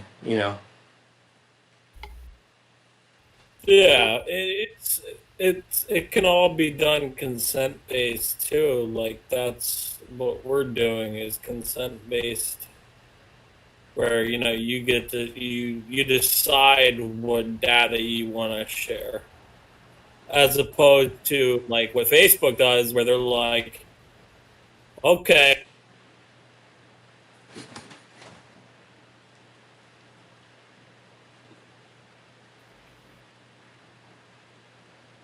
Yeah. He just Yeah, well, I hope they make it tonight project. I'm happy to see that there are many of these kind of like projects. People are tired of the controlled social media, right? So that's a good thing. Yeah, I mean, fucking, they're nothing without the computer nerds running. Just let them all know. Yeah, I guess true. I remember also John. meant Your modding. local network administrators, right? Don't fuck with us. Yeah, John tried it. Can you actually post the link and ask people to maybe create an account there, because they will grow by promotion. They really need it like we do, because we all work for free. I'm gonna post a link. Fine. I don't have as much reach as the other accounts, though.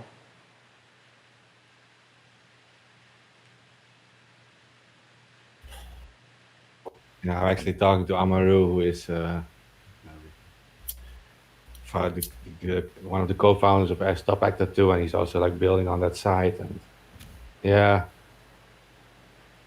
they're so facing a cool. lot of trouble in their country, in Poland. And, Yeah, I think he contacted me and let me know that there's like a fake ACTA account imitating their account.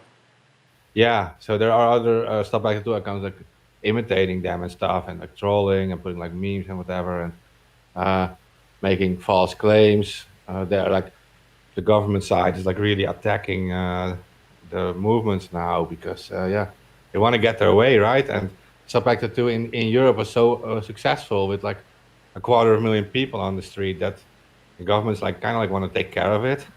They want to get rid of it. So we should actually help to amplify that stuff. And Stop Actor 2 as a hashtag. I mean, this might be like our last movement to defend an open internet in Europe. So.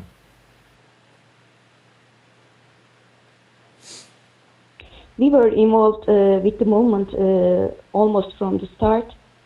And we are actually the international leg of the movement, we can say, while our Polish friends are local and they do a great job.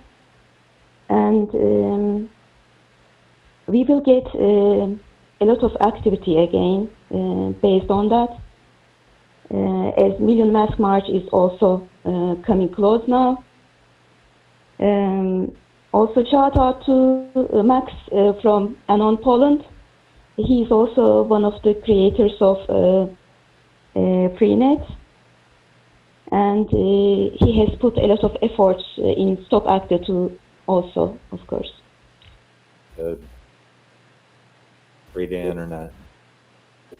Yeah, Max is like he's from the IRC and he's like a very Yeah. drug. RC lands. Yeah. That's what school before school. Yeah, exactly.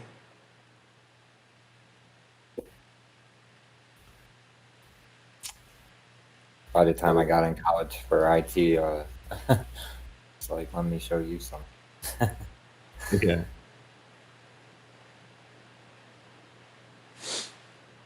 I don't know. What else? What else there now to discuss though? Chaz. Yeah. Oh yeah. I really don't know what's going on there, to be honest. Like, So you guys have so how many of these autonomous communities are there now? I don't know. They tried doing one in Los Angeles. That didn't even last like 5 minutes. They tried doing one in Portland. That lasted a night. They tried doing one like a block away from the White House. That lasted about 3 or 4 hours. And I guess Chaz has now expanded a couple more blocks. So instead of 6 blocks, it's 8 square blocks now.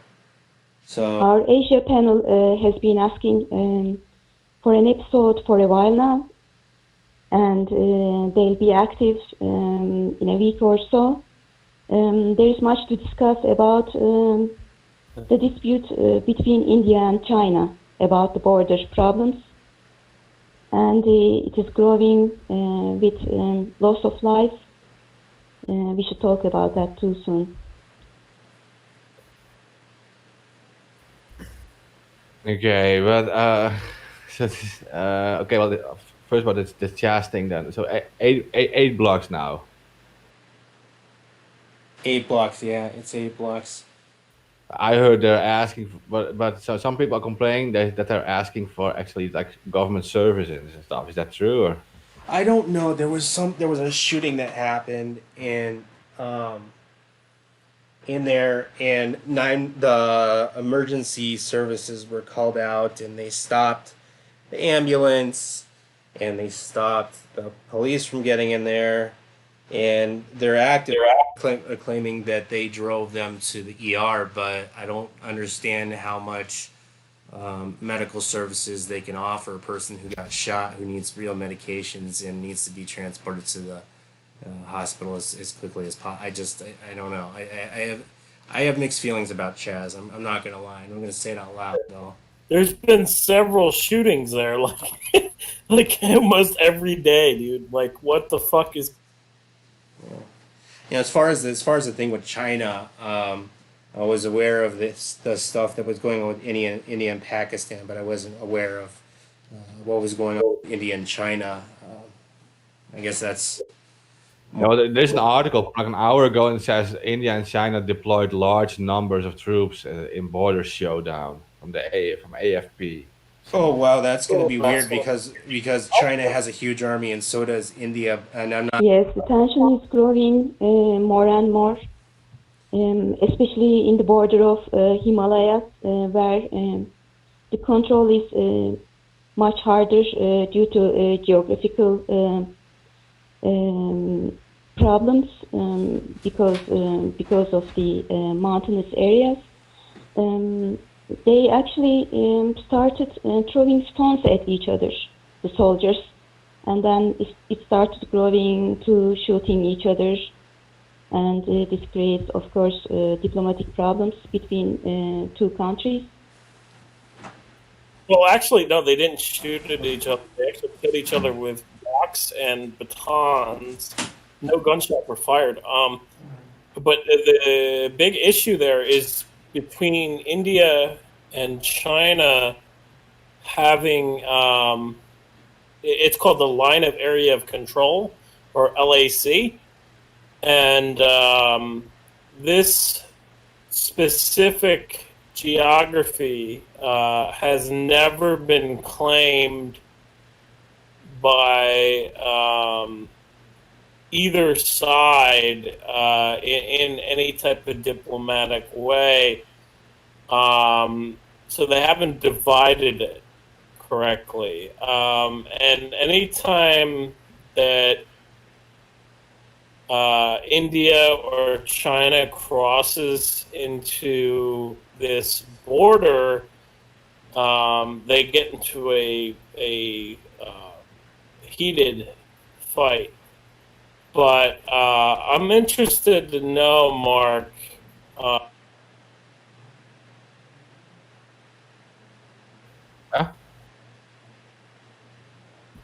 Can you send me that? That's crazy. Yeah, I'm sending it. I'm putting it in the chat. Yeah, so the story kind of is what you're saying is correct, and then it says like that they said the Indians say that the Chinese forces built structures on the Indian side of their demarcation line in the Galwan Valley in Ladakh. Yeah. So they're complaining that the Chinese like building structures in a place where they shouldn't be, and then they say like they had to undertake counter deployments because of the Chinese buildup. And then now it's like kind of like heated up. Okay, I'm sending it now in the chat. Well, they also India deployed Air Force and Navy just in case the situation got out of hand with China. I know that happened almost immediately after the situation that happened in the Himalayas. So it's very interesting. What we're witnessing right now, we're actually witnessing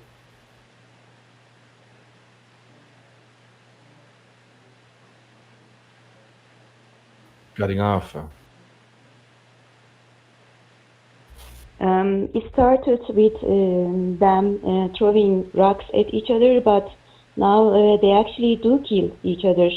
I put the link in the chat, and it escalates, unfortunately. it escalated to them actually using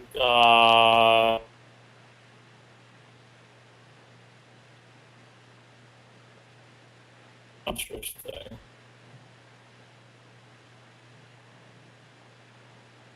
This is over. I was like, well, interested in hearing what you have to say, okay, but it's like you're cutting off and there's this huge silence after that. Well, I don't know what else to do about it. No. That's a spaceship over his house.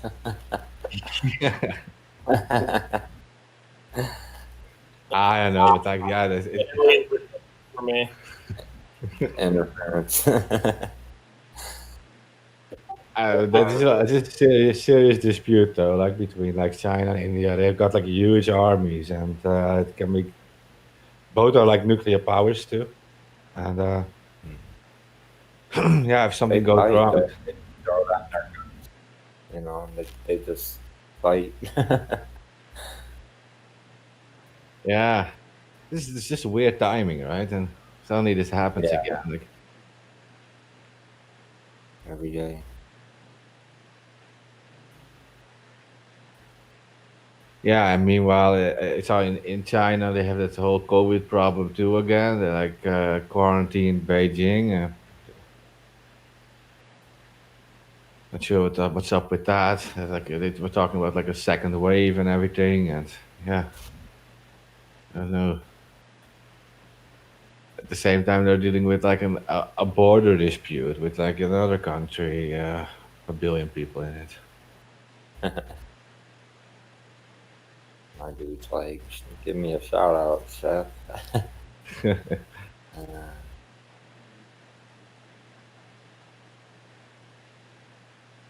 Forgot you guys said that the YouTube channel. So.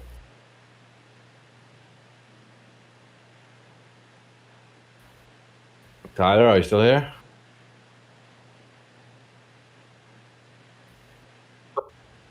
Apparently.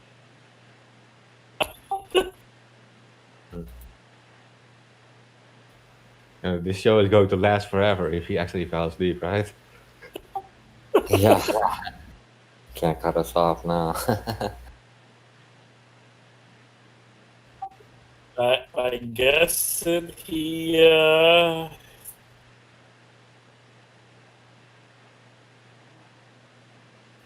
I can cut it off at the restream ends, but yeah.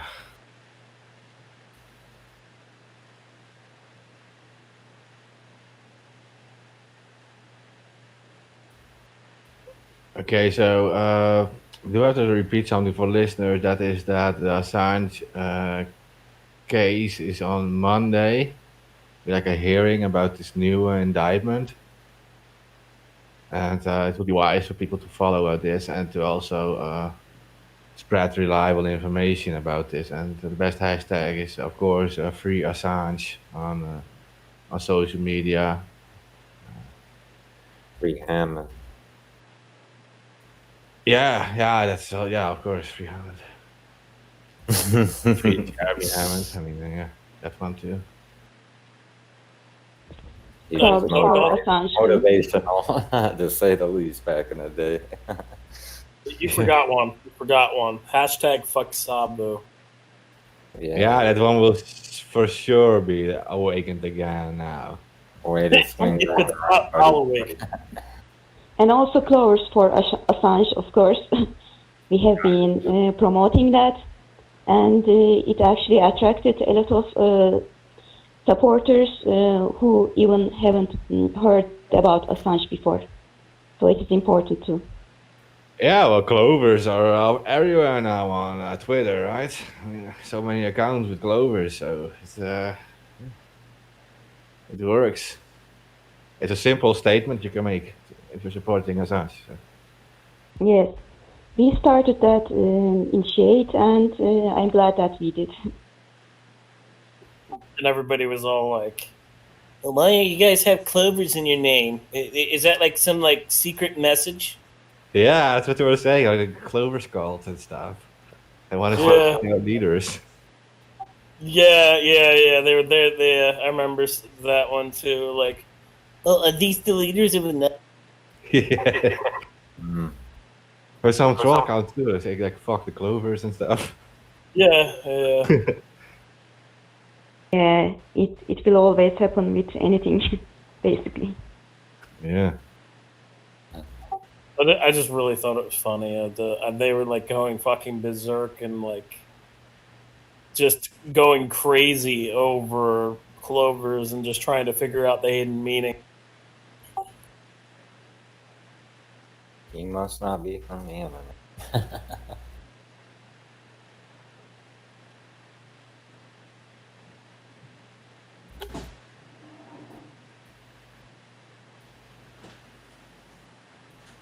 Oh no! It's more so like they were just obsessed with it and thinking that we were like up no good.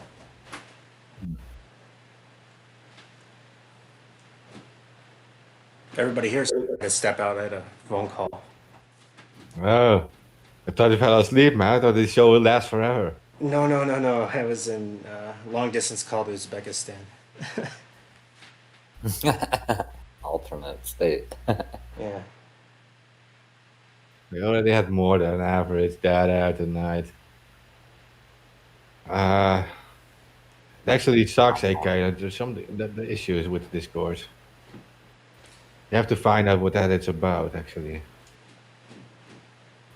Shitty code. Yeah, but you don't know. At first, I thought it's your connection, but then we tried it on Telegram. Remember, it was perfect the whole time. Yeah, it has to do with shitty coding. It has to be. There's likely an issue with Discord and Linux because I am using Linux. Yeah, I'm using Linux too, but yeah. No. Who does it? Fuck Windows, man. Yeah. Just take too much power away from my computer. You might just stick a fucking recording device in the house. Yeah. I wonder if they're using some sort of sampling. It is also such an early hour in Europe, yet American part of our panel sounds more energetic than compared to us. I just woke up and joined it.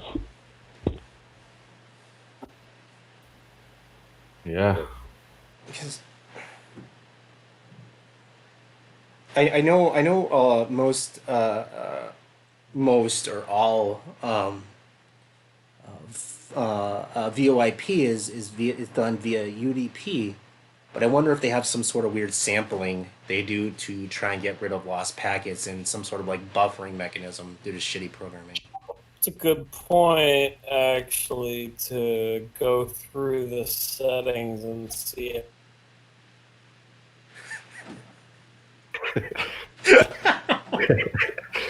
It literally went out as we were talking about it. What? As you were talking, it went out on you. I want to really give a shout out to our listeners, especially on YouTube. You guys are like lasting all this time with us tonight. Troopers. Yeah, these are real troopers. The whole thing with going back to the India and China thing, that one kind of I know that India and Pakistan had a thing going on. That was going on for a while, and I believe both countries have a nuclear arsenal. But with China, and I've talked to this about other military strategies, guys, over the years. They've always said that China. We have some very loyal listeners for almost 4 years now. They always listen to us. Awesome. I gotcha. Are you lagging, Tyler? No. I was just waiting for everybody just to stop talking and let everybody speak their mind. Because I just go off tangent. And the thing is that China is always they call it the unknown card in the deck because of their weird strategies that they've done over the years, like building an island out in the middle of nowhere for some weird reason. But India has a nuclear arsenal. China has a nuclear arsenal.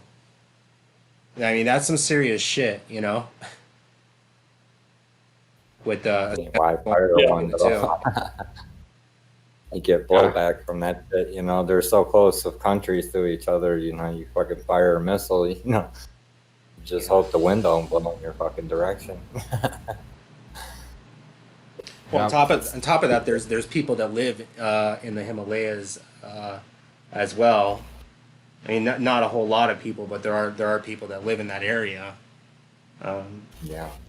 I've been in the Chingmong mountain range before with the Tajiks. I don't know if they go all the way out there, but I don't know. I don't know. 2020 is turning into a meme. You know, it really is. Yeah. Like fucking Crazy years from now, year. they're gonna have enough fucking days to make movies out of. On this day in 2020. Okay, well, being nuclear powers is extra risk, but it can also be a deterrent, right? To never have it end into like a full-scale war because they know they can like fire nuclear missiles at each other, and that's probably not what they want, either side.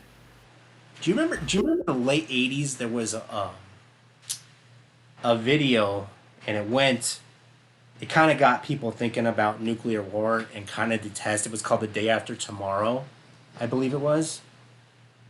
And it was like a post-apocalyptic what would happen after a nuclear war, and it kind of got people thinking about how bad nuclear war was. And then I think 2 years later the Iron Curtain fell. I don't know if it had anything to do with it, but you know, I don't know, maybe the world needs another video like that, you know? So we found the setting here in Discord that might be fucking with me. It's been enabled the whole entire time that I've ever used it. Yeah, press the button. Press it. What's the button? I am pressing the button.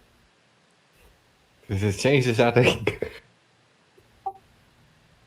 Change the set. Controlling me?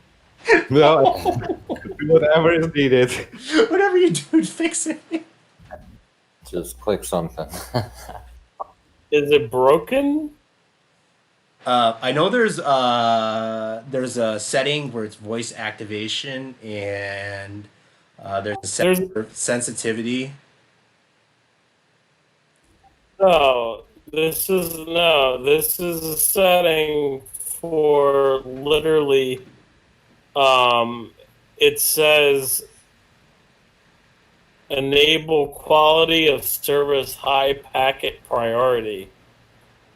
And then it says under it, hints to your router that the packets Discord is transmitting a priority. And it says under it, some routers or internal service providers.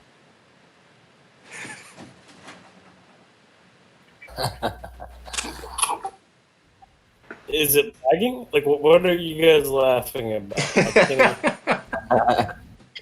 Are you fucking trolling me right now? Or is that It's that bad. As soon as you were talking about it, it went out. I would say So basically, what the setting is on your that setting sends a QoS packet or sends a QoS quality of service, which prioritizes your packets in high priority. If it is on, it's hypothetically supposed to work. But if it's not working, and there's some sort of weird setting with Discord app and yours, you might want to try and turn off the setting, and it might work better. I just don't understand. I turned it off, and it was like horrible. Like you guys said that you couldn't fucking hear me, and like Yeah, kind of sound like the guy from like Fear and Loathing in Las Vegas. maybe I Hey am. now, dude. How do you know I'm not? Right. I don't know. I have no Yeah. fucking idea.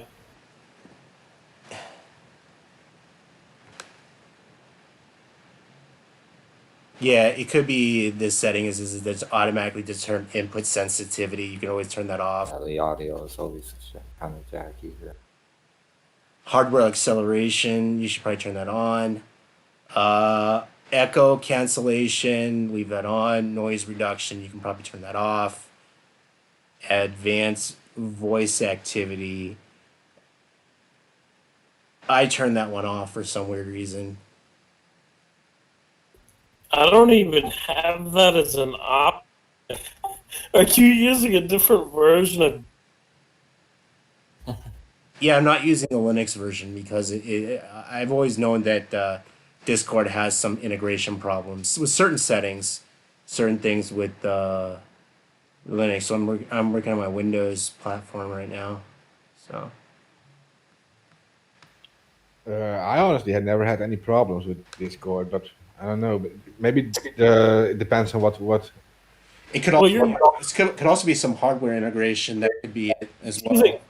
That's true. Yeah, that's the problem in Linux too. Is hardware integration. There could be very hardware problems because there's like various different combinations of computers. You know, like fucking motherboards and RAM and all that jazz. But To say this on the air, you know, but- you're using right, Mark. I'm using Mint, so you know it's a difference there. Yeah, I was gonna say Ubuntu over the years has had a better success with driver integration than a lot of the other distros. Right. It had more attention given to it. Yeah, for sure. Yeah. That'd be Yeah, Mint should be fine though on that time too. But yeah, it's No, never not know. Debian. No, Debian Mint is not going to be the same as Mint based off of Ubuntu. You know, if I really wanted, I would just go with the Mint based off of Ubuntu. But yeah, I think Debian is more secure in my. Yeah, I've tried using other distros. I mean, I've tried using Arc. I mean, that one was a bitch and a half just to even get running. For real, that's like. Nobody told me because the first time I used Black Arc, nobody told me like, oh, you had to type in a bunch of commands. Like once it's Yeah, it's a ridiculous amount of fucking things to get it to actually boot. And if you successfully get it to boot, I was just gonna say, like, if you get it to successfully boot, it's even harder to install sources and APK or not APK, not APK files. Fucking not Debian. It's I think it's .arc files. yeah, it uses Pacman instead of apt. Pacman. Yeah, that's what it was. Same with Red Hat. Red Hat has a different. Red Hat is a little different than Debian. Honestly, I don't like Red Hat or any of those. It has a different. From what I remember from my Linux class in college, it had a different architecture for its instead of for its depackager. That was like the major difference. Yeah, I don't use anything RPM based to be honest. Yeah. Like, They have. I'm very happy with the Debian-based operating system. Like I like Ubuntu, of course, because it's so easy to use, right? But it is not the perfect thing for privacy and whatever. But so, if you're well, an alternative to Windows, I think it would be interesting to look at. If you're starting out with Ubuntu, if you're starting out with like Linux, you should probably try out Ubuntu. It has like apps, so you can just install everything easily. Yeah, I agree with that. It's very user friendly when it comes to switching from Windows to Ubuntu, or use Linux Mint Ubuntu and not Debian. But if you use Linux Mint Ubuntu based off Ubuntu, it's really like basically it's like Windows. It's a very visually What I like about Ubuntu is you have this on a USB stick, you plug it in any computer, you don't even have to install any driver or whatever, nothing. Everything just works, the sound and the video, right? And it's easy to use. So, yeah. That's true for the most part, but I remember years ago that wasn't the case, so I don't know if they fixed it. Like they probably made way more advancements now. It had some major problems like 10 years ago. But they fixed a lot of it. They fixed a lot of things over the years. So definitely audio problems. Yeah, that too. Yeah. I run a lot of VMs. Like I have every fucking version of Linux. Oh, yeah. Have you tried that weird one? There's the Hannah Montana distro. For real, fucking for real. There's a Hannah Montana distro. It's called Hannah Montana Linux. Somebody designed it, and yeah, there's some weird ones out there. I'm just saying, if it's the Hannah Montana distro, there's got to be a Justin Bieber distro out there somewhere. The funny thing is that you sent like a few different like weird ass distros. Yeah, I remember I showed you Temple OS from that guy that schizophrenic guy. Yeah, that one. He was a mathematician, and he developed his own version of C. He called it Holy C, and it was weird because he didn't rewrite the whole C language. He kind of added on to it, which wasn't that difficult. I mean, it is, but it isn't. But then he wrote, here's the weird part, and this is something that is very weird about the guy who wrote Temple OS. He managed to fit a whole operating system included with games, word processor, and all of that shit into less than 2.5 megabytes. Yeah. But the games weren't like full detailed graphics, so that you have to point that out because, like, you know, if it was like full detailed graphics, then it would be a lot bigger. No, it has like Doom with Doom graphics turned down all the way to the point where it shapes. But yeah, he had it was incomplete. Oh wow, my voice quality is getting very weird. Yeah, it was so bizarre. Like nobody I know can code anything like that and fit any. Lo and behold, the operating system basically looks like a broken version of anything. It's not by any means complete. It doesn't have any nice and shiny corners. It's like an old version of like if you try to put an operating system on top of DOS, like pre-Windows. Like Norton Commander. It made me think of Norton Commander. Yeah, exactly. But I mean, if you want to get into some really weird coding techniques or into some really obscure operating systems and how much you could actually cram into 2.5 megabytes, Temple OS would be the weirdest thing that I've ever seen crammed into 2.5 megabytes, like a whole fucking operating system. But it doesn't have the internet, does it? I don't know. I really don't know if it had internet capabilities, but the guy was battling auditory schizophrenia. By the time he never actually got to finish it, and somebody maintains the site for him and keeps it up, and because he ended up dying homeless in the streets, but he does have some supporters that keep the thing up. So, but I don't know. It's just weird, to be honest with you. He actually thought that the temple, the Holy Temple, was the third temple based on some old Jewish prophecies. It was a third temple rebuilt, and that was by that time he was already hearing voices. So Interesting, very interesting how a guy like that would be able to code something like that. yeah, he was some sort of savant, like some other people that I've known over the years. But unfortunately, schizophrenia just kept on getting the worst of him. And going unmedicated, he just ended up homeless and in the streets. I think the rumor was, from what I heard from digging from him, he coded most of it in some library on some public computer. Yeah. That's where I used to hang out. Yeah. Yeah. Well, now you're why I couldn't afford a computer. He was considered like a brilliant guy, that guy, for sure. If he didn't have the whole issues, he could have been like a billionaire, right? He was a brilliant coder, that guy.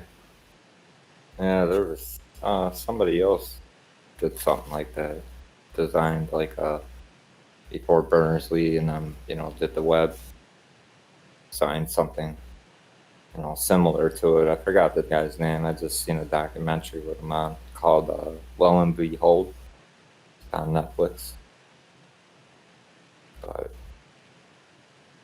I have to imagine building an operating system alone, right? Like that. yeah, what was it? Woz did it. Woz was also like a brilliant, I think his IQ was even higher than Einstein.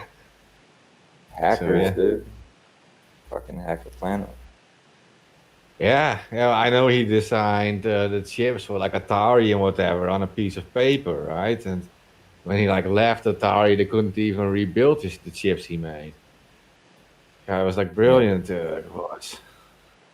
It still is. Yeah, it's been interesting to say the least, watching it all evolve. Yeah. What the fuck? Hold on. What's in the chat room?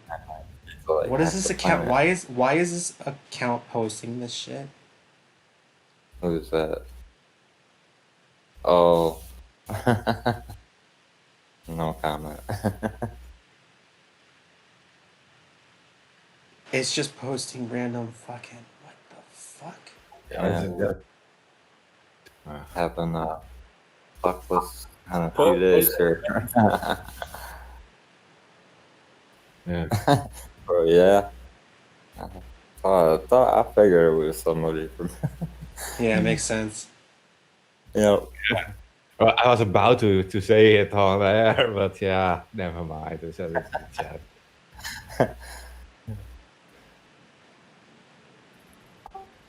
I mean, I can do it if you want. No. Come on. That's a real skill set. Come on now. Yeah, man. What, being a savage? Yeah. We're on the full 4 hours already, Tyler. Yeah, so should we end it? I guess so. Yeah. I'm getting brain dead right now. It's like Yes. 8 o'clock in the morning for me. Yeah. Let's get here too. There's one more topic if you want to discuss what I just posted, and then end the show, but I don't know if you want to discuss it or not. I think it's What? Which one? Oh. Yeah, I've heard of such things going on, and it does seem like a weird trend, but it was determined that the guy that hung himself in Apple Valley or whatever. He actually killed California. himself. Yeah, you know, he actually killed himself. They have the video of him killing himself. He 100% hung himself. Yeah, the other ones I can't vouch for, but the guy that happened in the valley, it was like Apple Valley or Riverside or someplace like that. He hung himself. Other ones I can't vouch for, but one of them was a legit suicide. Yeah. Yeah, in regards to that, there's been 3 others that are very interesting. Just of a capital in California. And this has a lot of people thinking that that black lynchings are happening again in America. I mean that well might be true. I just know that one of the cases, there was uproar and a protest, and they were saying that the police were lying, and then I think they released the CCTV video, and you can see the young man set up the rope and hang himself. So the other ones I don't know about. Yeah. Yeah.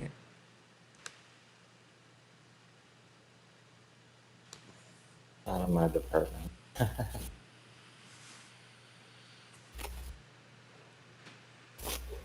Okay, I don't know if you covered everything. I think probably we should go live on Monday after the Assange hearings. Yeah, I might be at work. It depends on. Wait, they're 9 hours ahead of me, so. Yeah, we have to figure something out. It might be a good idea to do it. Yeah. To cover the updates about Assange and whatever is happening. Yeah.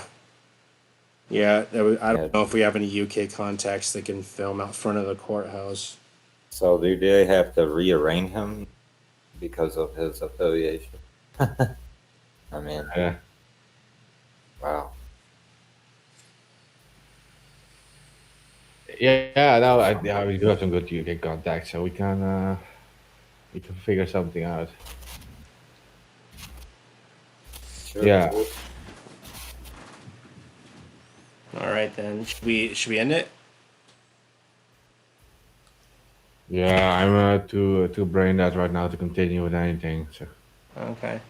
yeah, unless you guys have something else to. The public service announcement.